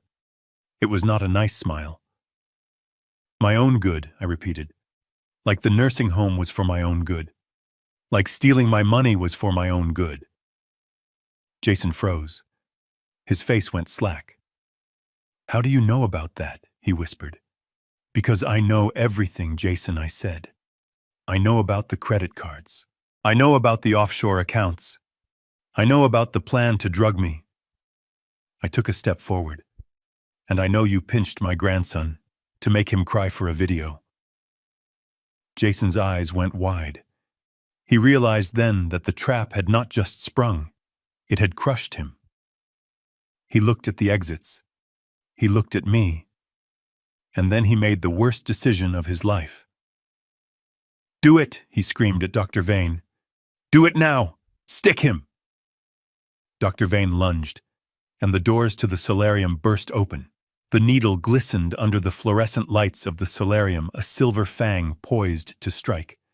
Dr. Vane lunged forward, his eyes manic with the promise of a payday, but he was not aiming at me. In his panic and Jason's confusion, they had fixated on the figure sitting in the high-backed wheelchair by the window. The figure wrapped in a thick blanket, the figure they assumed was the senile old man they had come to abduct. "Do it!" Jason screamed again, his voice cracking with desperation. "Stick him before he makes a noise." Vane brought the syringe down in a vicious arc, aiming for the neck of the man in the chair. But the needle never made contact. In a blur of motion, the man in the wheelchair spun around. The blanket fell away, revealing not a frail 72-year-old pensioner, but a 6'2" undercover police sergeant wearing a tactical vest. He caught Vane's wrist in mid-air with a grip like a steel vise. "Police," the sergeant roared, twisting Vane's arm until the bone snapped with a sickening crunch. "Drop the weapon!" Vane shrieked, dropping the syringe as he was slammed face first onto the tiled floor. At that exact moment, the glass doors on all sides of the solarium shattered inward. A dozen officers in tactical gear swarmed the room, their weapons drawn, their voices a cacophony of controlled chaos. "Get on the ground. Nobody move. Hands where I can see them." Jason froze. He looked at the sergeant who was handcuffing the screaming doctor. He looked at the syringe rolling on the floor, leaking its clear chemical poison. He looked at the police officers surrounding him. His brain could not process the shift in reality. One second he was the predator closing in on his prey, and the next he was the rat in the trap. Valerie screamed as a female officer grabbed her arm, pulling her away from Sammy. "Do not touch me," she yelled, struggling. "I am a mother. I have rights." "You have the right to remain silent," the officer said, spinning her around and cuffing her hands behind her back. Sammy stood in the center of the storm, terrified and crying. Sullivan, who had entered with the police team, moved quickly. He scooped the boy up, shielding his eyes, wrapping his expensive suit jacket around the child's shaking shoulders and carrying him out of the room to safety before the scene got any uglier. Jason was backed against the glass wall, his hands raised, trembling violently. "This is a mistake," he stammered, looking around wildly. "I am Jason King. I was just trying to help my father. He is sick. That man attacked my doctor." "Save it for the judge, Jason," a voice boomed from the far end of the room. The heavy oak doors of the hospital administrator's private office opened. I stepped out. I was not the man in the wheelchair. I was not the confused geriatric patient wandering the halls. I was wearing my charcoal Savile Row suit, my platinum cufflinks catching the light. I walked with the steady, powerful stride of the man who had built an empire from dust. I walked through the line of police officers who parted for me out of respect.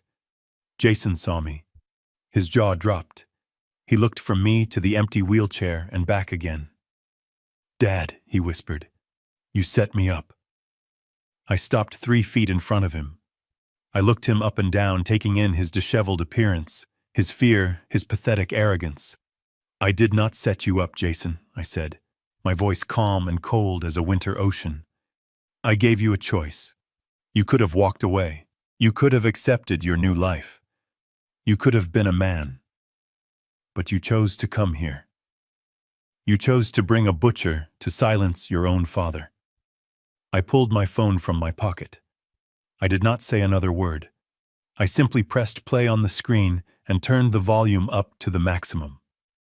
The audio was crystal clear, recorded just 24 hours earlier in the motel room. We pump him full of Thorazine. We make him compliant. We put a pen in his hand and we guide his signature. We keep him medicated. He spends the rest of his days drooling at a wall. Jason's voice filled the silent solarium, plotting my destruction with casual cruelty. "If he thinks Sammy is in trouble, he will come running. Pinch him harder. Make him cry."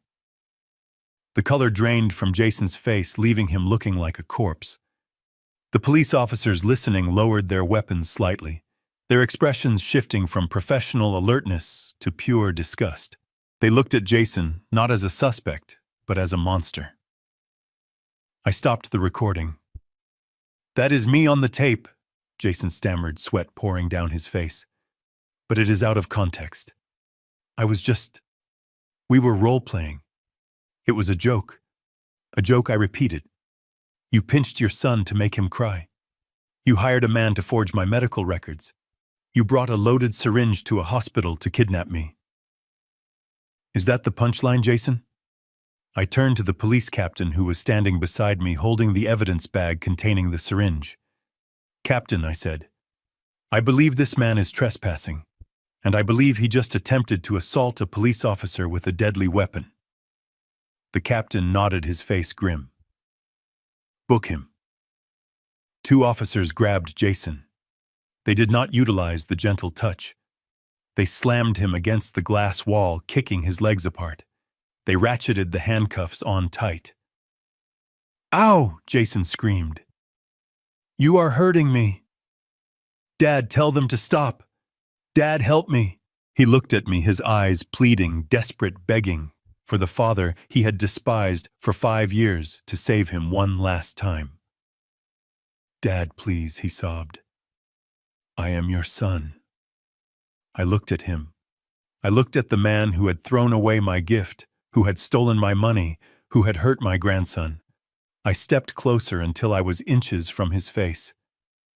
"You are not my son," I whispered, so only he could hear.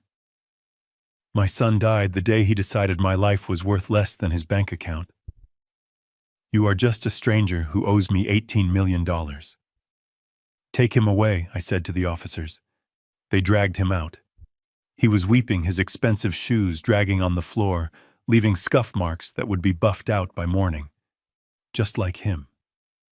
He was a stain that was being removed. Valerie was led out behind him, still shouting about her rights, still trying to blame everyone else. She did not look at me. She knew better.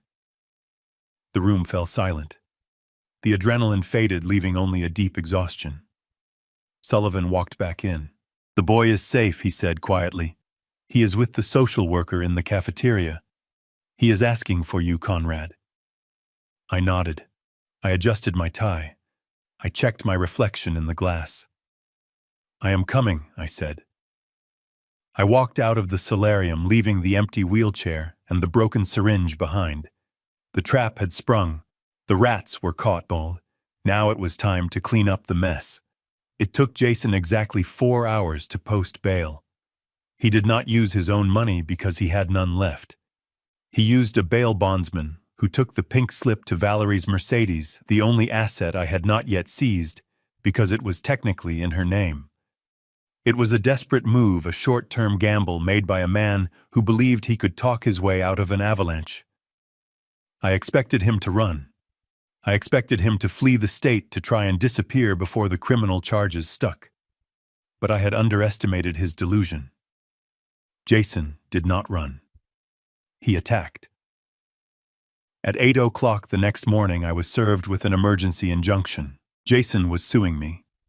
The audacity was breathtaking. The filing claimed that I, Conrad King, had unlawfully seized assets belonging to the acting CEO, that I was suffering from acute paranoia and dementia, and that my actions constituted a breach of fiduciary duty. He was not just defending himself. He was trying to strip me of my power before the criminal investigation could gain traction. The emergency hearing was set for 10 a.m. before a duty judge in family court. It was a closed session, but the tension in the hallway was thick enough to choke on. I sat on the wooden bench outside the courtroom, flanked by Sullivan and 2 security guards. I looked calm, but inside my blood was boiling. Jason arrived minutes later. He had showered and changed. He was no longer the disheveled maniac who had screamed in the hospital lobby. He was wearing a navy blue suit, a modest tie, and an expression of pained concern. He looked like a choir boy who had been wrongly accused. Valerie walked beside him wearing a simple gray dress and no jewelry, clutching a tissue. They were in costume. They were playing the role of the loving family, besieged by tragedy. Jason stopped when he saw me. He did not scream. He did not lunge. He looked at me with eyes that shimmered with unshed tears. "Dad," he said, his voice trembling perfectly. "Why are you doing this? We just want you to get help." I did not answer. I simply looked at him. I looked at the performance, and I wondered if he even knew where the lie ended and the truth began. We went inside. The courtroom was small, smelling of floor wax and old paper. The judge was a stern woman named Judge Halloway, who looked like she had no patience for drama. Jason's lawyer, a man named Blackwood, stood up. He was expensive. I wondered who Jason had promised to pay him. Probably me, once he regained control of the accounts. "Your Honor," Blackwood began, his voice smooth as oil. "We are here today because a tragedy is unfolding. My client, Mr. Jason King, has spent the last 5 years tirelessly running King Logistics while caring for his aging father. He has sacrificed his own well-being to ensure his father was comfortable." I watched Jason. He hung his head modestly. 2 days ago, Blackwood, continued, Conrad King suffered a severe mental break. He disappeared from the family home. In his confusion, he accessed corporate accounts and transferred millions of dollars to overseas entities. He canceled the family's credit cards, leaving his son and grandson destitute. He even staged a scene at a hospital using his own wealth to bribe officials and frame his son for assault. It was a masterpiece of fiction. It took every fact and twisted it until I was the villain and Jason was the martyr. Then Jason took the stand. He sat in the witness box, his hands folded in his lap. He looked at the judge with wide, earnest eyes. "I love my father," Jason said softly. "He has always been my hero. But lately he has changed. He forgets things. He gets angry over small details. The other night, he gave my son a $50 bond for his birthday. It was sweet, but it showed he is living in the past. When I tried to talk to him about it, he snapped. He ran away. He wiped a tear from his eye. I went to the hospital to find him, Jason continued, his voice cracking. I brought a doctor because I was scared. I thought he might hurt himself. And then he had me arrested. He humiliated me. Your Honor, I do not care about the money. I just want my father back. I want him safe. I want him home where I can take care of him. Valerie let out a soft sob from the gallery. I felt a hand on my arm. It was Sullivan. He was squeezing my forearm hard, a signal to remain stone-faced. The judge looked at me. She saw an old man in a nice suit sitting silently. She looked at Jason, the grieving son. I could see the doubt creeping into her eyes. Jason was good. He was a sociopath, but he was a charming one. Then Jason dropped his final card. He is accusing me of stealing, Jason said. But Your Honor, how can I steal what is mine? I built that company for the last 5 years. I earned that lifestyle. My father is using his money to abuse me. This is financial violence. He is abandoning his family. He is leaving us on the street to punish me for a crime I did not commit. Financial violence. The term hung in the air. He was weaponizing his own entitlement. Sullivan stood up. He did not shout. He did not make a speech. He simply walked to the podium. Your Honor, Sullivan said, his voice dry and bored. The plaintiff claims he is a victim. He claims he is a loving son. He claims his father is incompetent. Sullivan picked up a remote control. We would like to submit a piece of evidence to refute these claims. It is an audio recording taken 48 hours ago. Jason stiffened in the witness box. He knew what was coming. He looked at Blackwood, but his lawyer looked confused. They thought the only recording was the one from the motel room, the one I had played at the hospital. But they forgot that I was the grantor. They forgot that I owned the house. They forgot that the security system in the library, where Jason liked to drink his scotch and brag to his friends, recorded audio as well as video. Sullivan pressed play. The sound of clinking glass filled the courtroom. Then Jason's voice, loud and slurred, drunk on my expensive liquor. The old man is a leech. He is taking too long to die. I talked to Vane. We can up the dosage. Make his heart stop. Who is going to autopsy a 72-year-old man? We just need to make it look natural. The silence in the courtroom was absolute. It was heavier than the silence in the basement. It was the silence of a grave being opened. Jason's face went gray. He gripped the railing of the witness box so hard his knuckles turned white. That is a fabrication, he stammered. That is AI. Deepfake. Judge Holloway looked at him. Her expression had changed from curiosity to cold fury. Sit down, Mr. King, she said. But Your Honor, Jason stood up. Sit down, she barked. She turned to Sullivan. Continue, counselor. Sullivan nodded. We have more, Your Honor. We have the bank records showing the embezzlement. We have the video of him assaulting his son. But I think the court has heard enough to establish the character of the plaintiff. Jason looked at me. The mask was gone. The loving son was gone. There was only hatred, pure and undiluted. You set me up, he mouthed. I looked back at him. I did not smile. I did not gloat. I just looked at him with the weary eyes of a man who had finally accepted the truth. The judge banged her gavel. Motion for injunction denied, she ruled. Motion for guardianship denied. Mr. King, you are remanded into custody for violation of your bail conditions pending the criminal investigation into conspiracy to commit murder. The bailiff moved toward Jason. Jason stood up. He looked around the room looking for an exit, looking for a savior. He looked at Valerie. She looked away. She was already plotting her own survival, already figuring out how to distance herself from the sinking ship.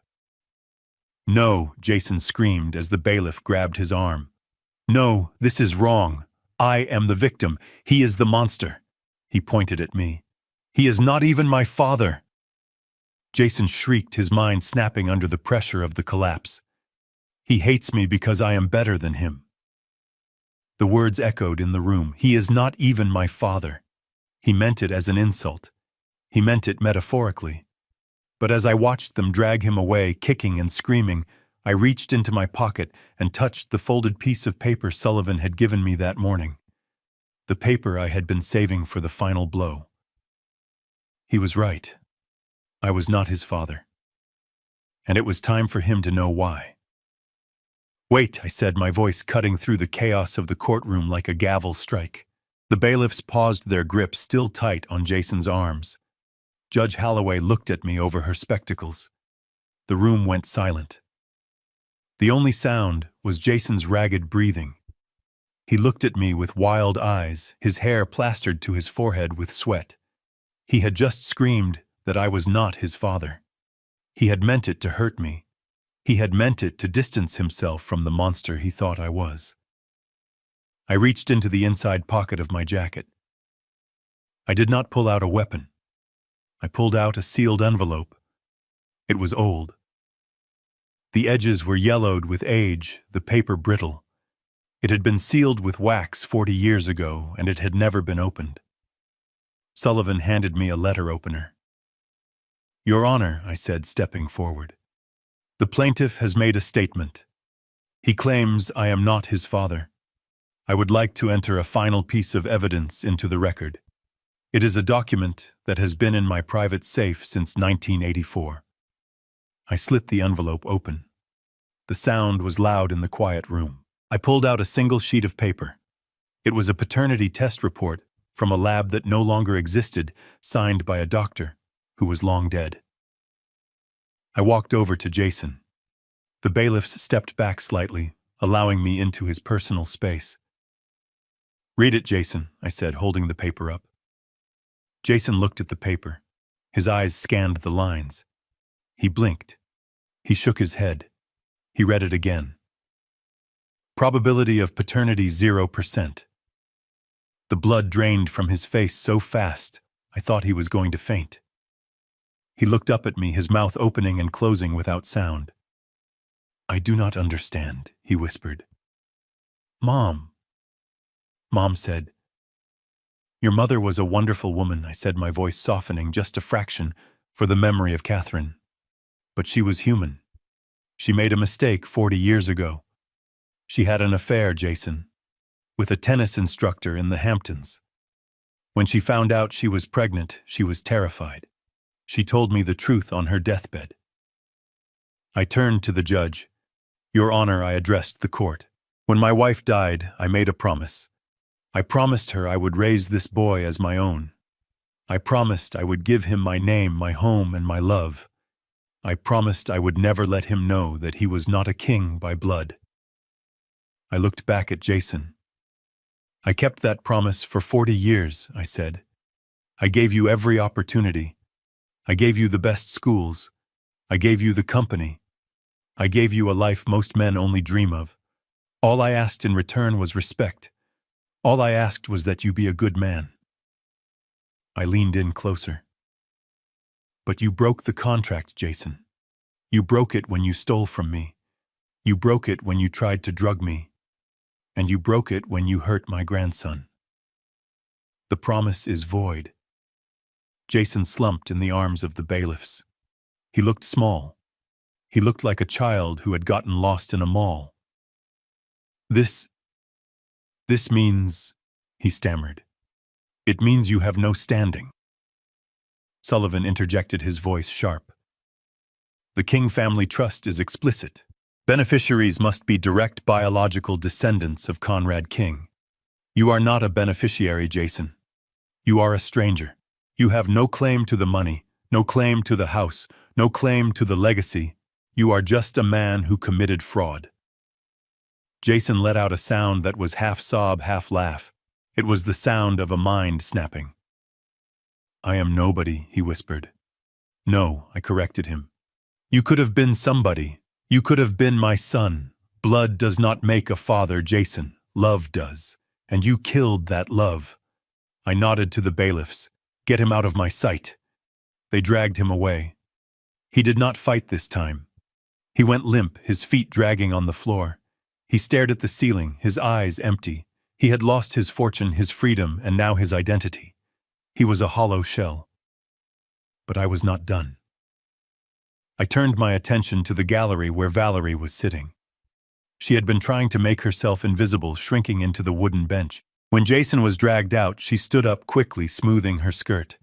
She looked at me, then at Sullivan, then at the door. She was calculating. She was running the numbers. Mr. King, she said, her voice trembling but gaining strength. Conrad, I did not know about the DNA, about any of it. Sit down, Valerie, I said. She froze. I am not finished, I said. Sullivan stepped forward, opening a new file. This one was thick. It was the forensic accounting report. We are moving for an immediate indictment on embezzlement charges, Sullivan announced to the room. During his tenure as CEO, Jason King misappropriated $5 million of company funds. He purchased 3 Ferraris, which he listed as office equipment. He spent $2 million on private jets for personal vacations listed as site inspections. And he spent another $1 million on escorts and high-stakes poker games listed as consulting fees. Valerie gasped. She put a hand to her mouth.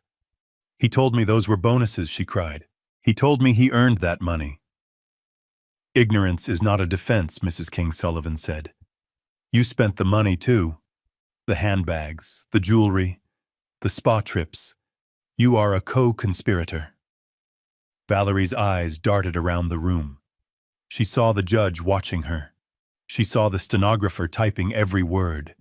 She saw the walls closing in. I will testify, she blurted out. The room went quiet again. I will testify against him, she said, her voice rising in pitch. I will tell you everything. I will tell you about the plan to drug you. I will tell you about the forgery. I will give you the dates, the times, everything. Just keep me out of prison. I have a son. I have Sammy. I need to be there for Sammy. I looked at her. I looked at the woman who had stood by while my son pinched my grandson. I looked at the woman who had called me a useless old man. She was trying to trade my son's life for her freedom. It was predictable.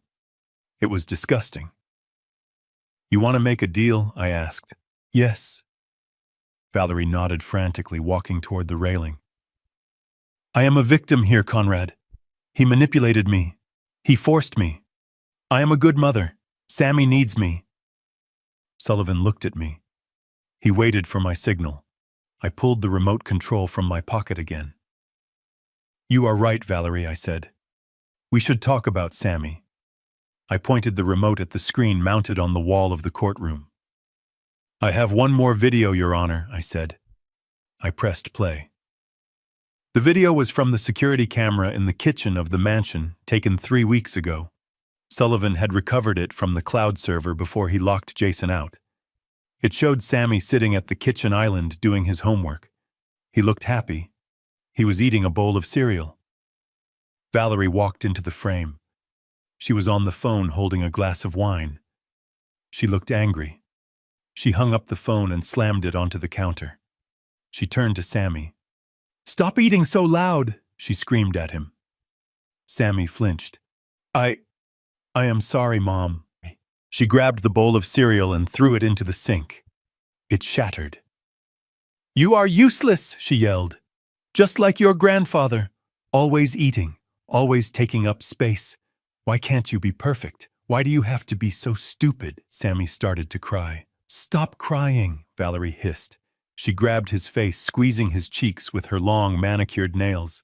If you cry, I will give you something to cry about. You ruin everything.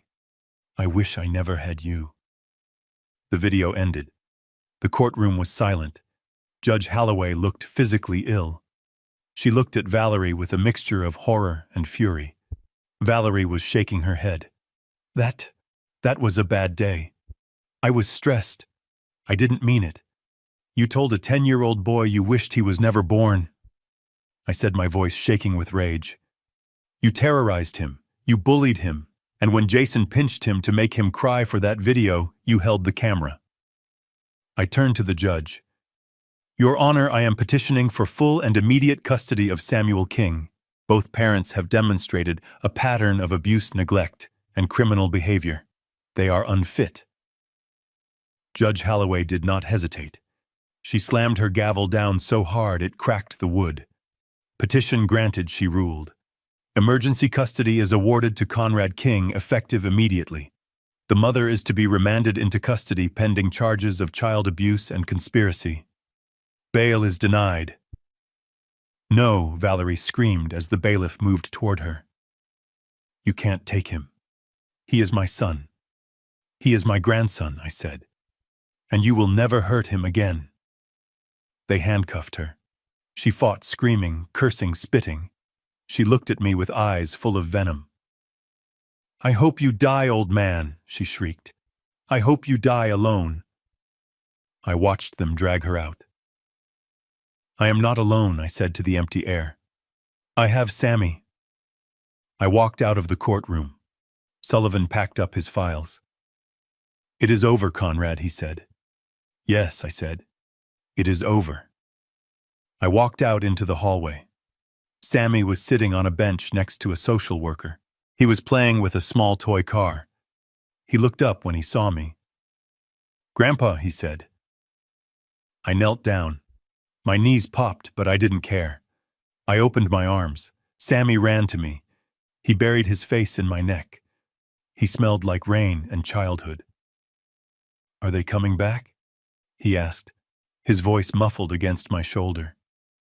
No, Sammy, I whispered, holding him tight. They are not coming back. You are safe now. Where are we going? He asked, looking up at me with those big, trusting eyes. We are going to see a boat, I said. A very big boat. I stood up, holding his hand. I looked at Sullivan. Prepare the jet, I said. We are going to the island. Sullivan nodded. And the bond, I reached into my pocket. I pulled out the $50 bond. It was now encased in a simple gold frame I had commissioned that morning. I handed it to Sammy. This is yours, I said. Sammy looked at it. Is it worth $50, Grandpa? I smiled. It is worth everything, Sammy, because it cost me a fortune to save it. And it taught us the most important lesson of all. That the value is not in the number on the paper, I said, walking him toward the exit. The value is in how you earn it, and how you keep it. We walked out into the sunlight. The rain had stopped. The city, washed clean, looked bright and new. I left the courthouse without looking back. I left my son in a cell. I left my daughter-in-law in a holding pen. I left the toxicity, the greed, and the lies behind. 2 days later, we stood on the deck of the Liberty, my new yacht anchored off the coast of a private island in the Caribbean. The water was turquoise, the sand white. Sammy was fishing off the side, laughing as he reeled in a small snapper. I sat in a deck chair watching him. I had lost a son, but I had saved a grandson. It was a heavy price, but I would pay it again in a heartbeat. I took a sip of iced tea. My phone buzzed. It was a text from Sullivan. Sentencing set for next month. They are both looking at 15 years minimum. Jason is asking for a meeting. I typed a reply. Request denied. I put the phone away. I watched Sammy release the fish back into the water. Let him go, Grandpa Sammy shouted. He wants to be free. Yes, Sammy, I said, closing my eyes and feeling the sun on my face. We all want to be free. And for the first time in 5 years, I finally was. Throughout my life, I believed that building an empire was my greatest achievement. I was wrong. Wealth is nothing but a magnifying glass. It reveals who you truly are. For Jason and Valerie, it amplified their greed and cruelty. For me, it became the sword I needed to sever the ties that were strangling my family. I learned that blood does not define loyalty, and DNA does not guarantee love. True legacy isn't written in a ledger or a will. It is written in the safety and happiness of the next generation. Sometimes the hardest thing a parent must do is let go of the child who has lost their way to save the child who still has a chance. If you believe that family is defined by love and respect, rather than just blood, hit that like button and subscribe to the channel. And tell me in the comments, have you ever had to make a difficult choice to cut off a toxic family member to protect your peace? I read every story.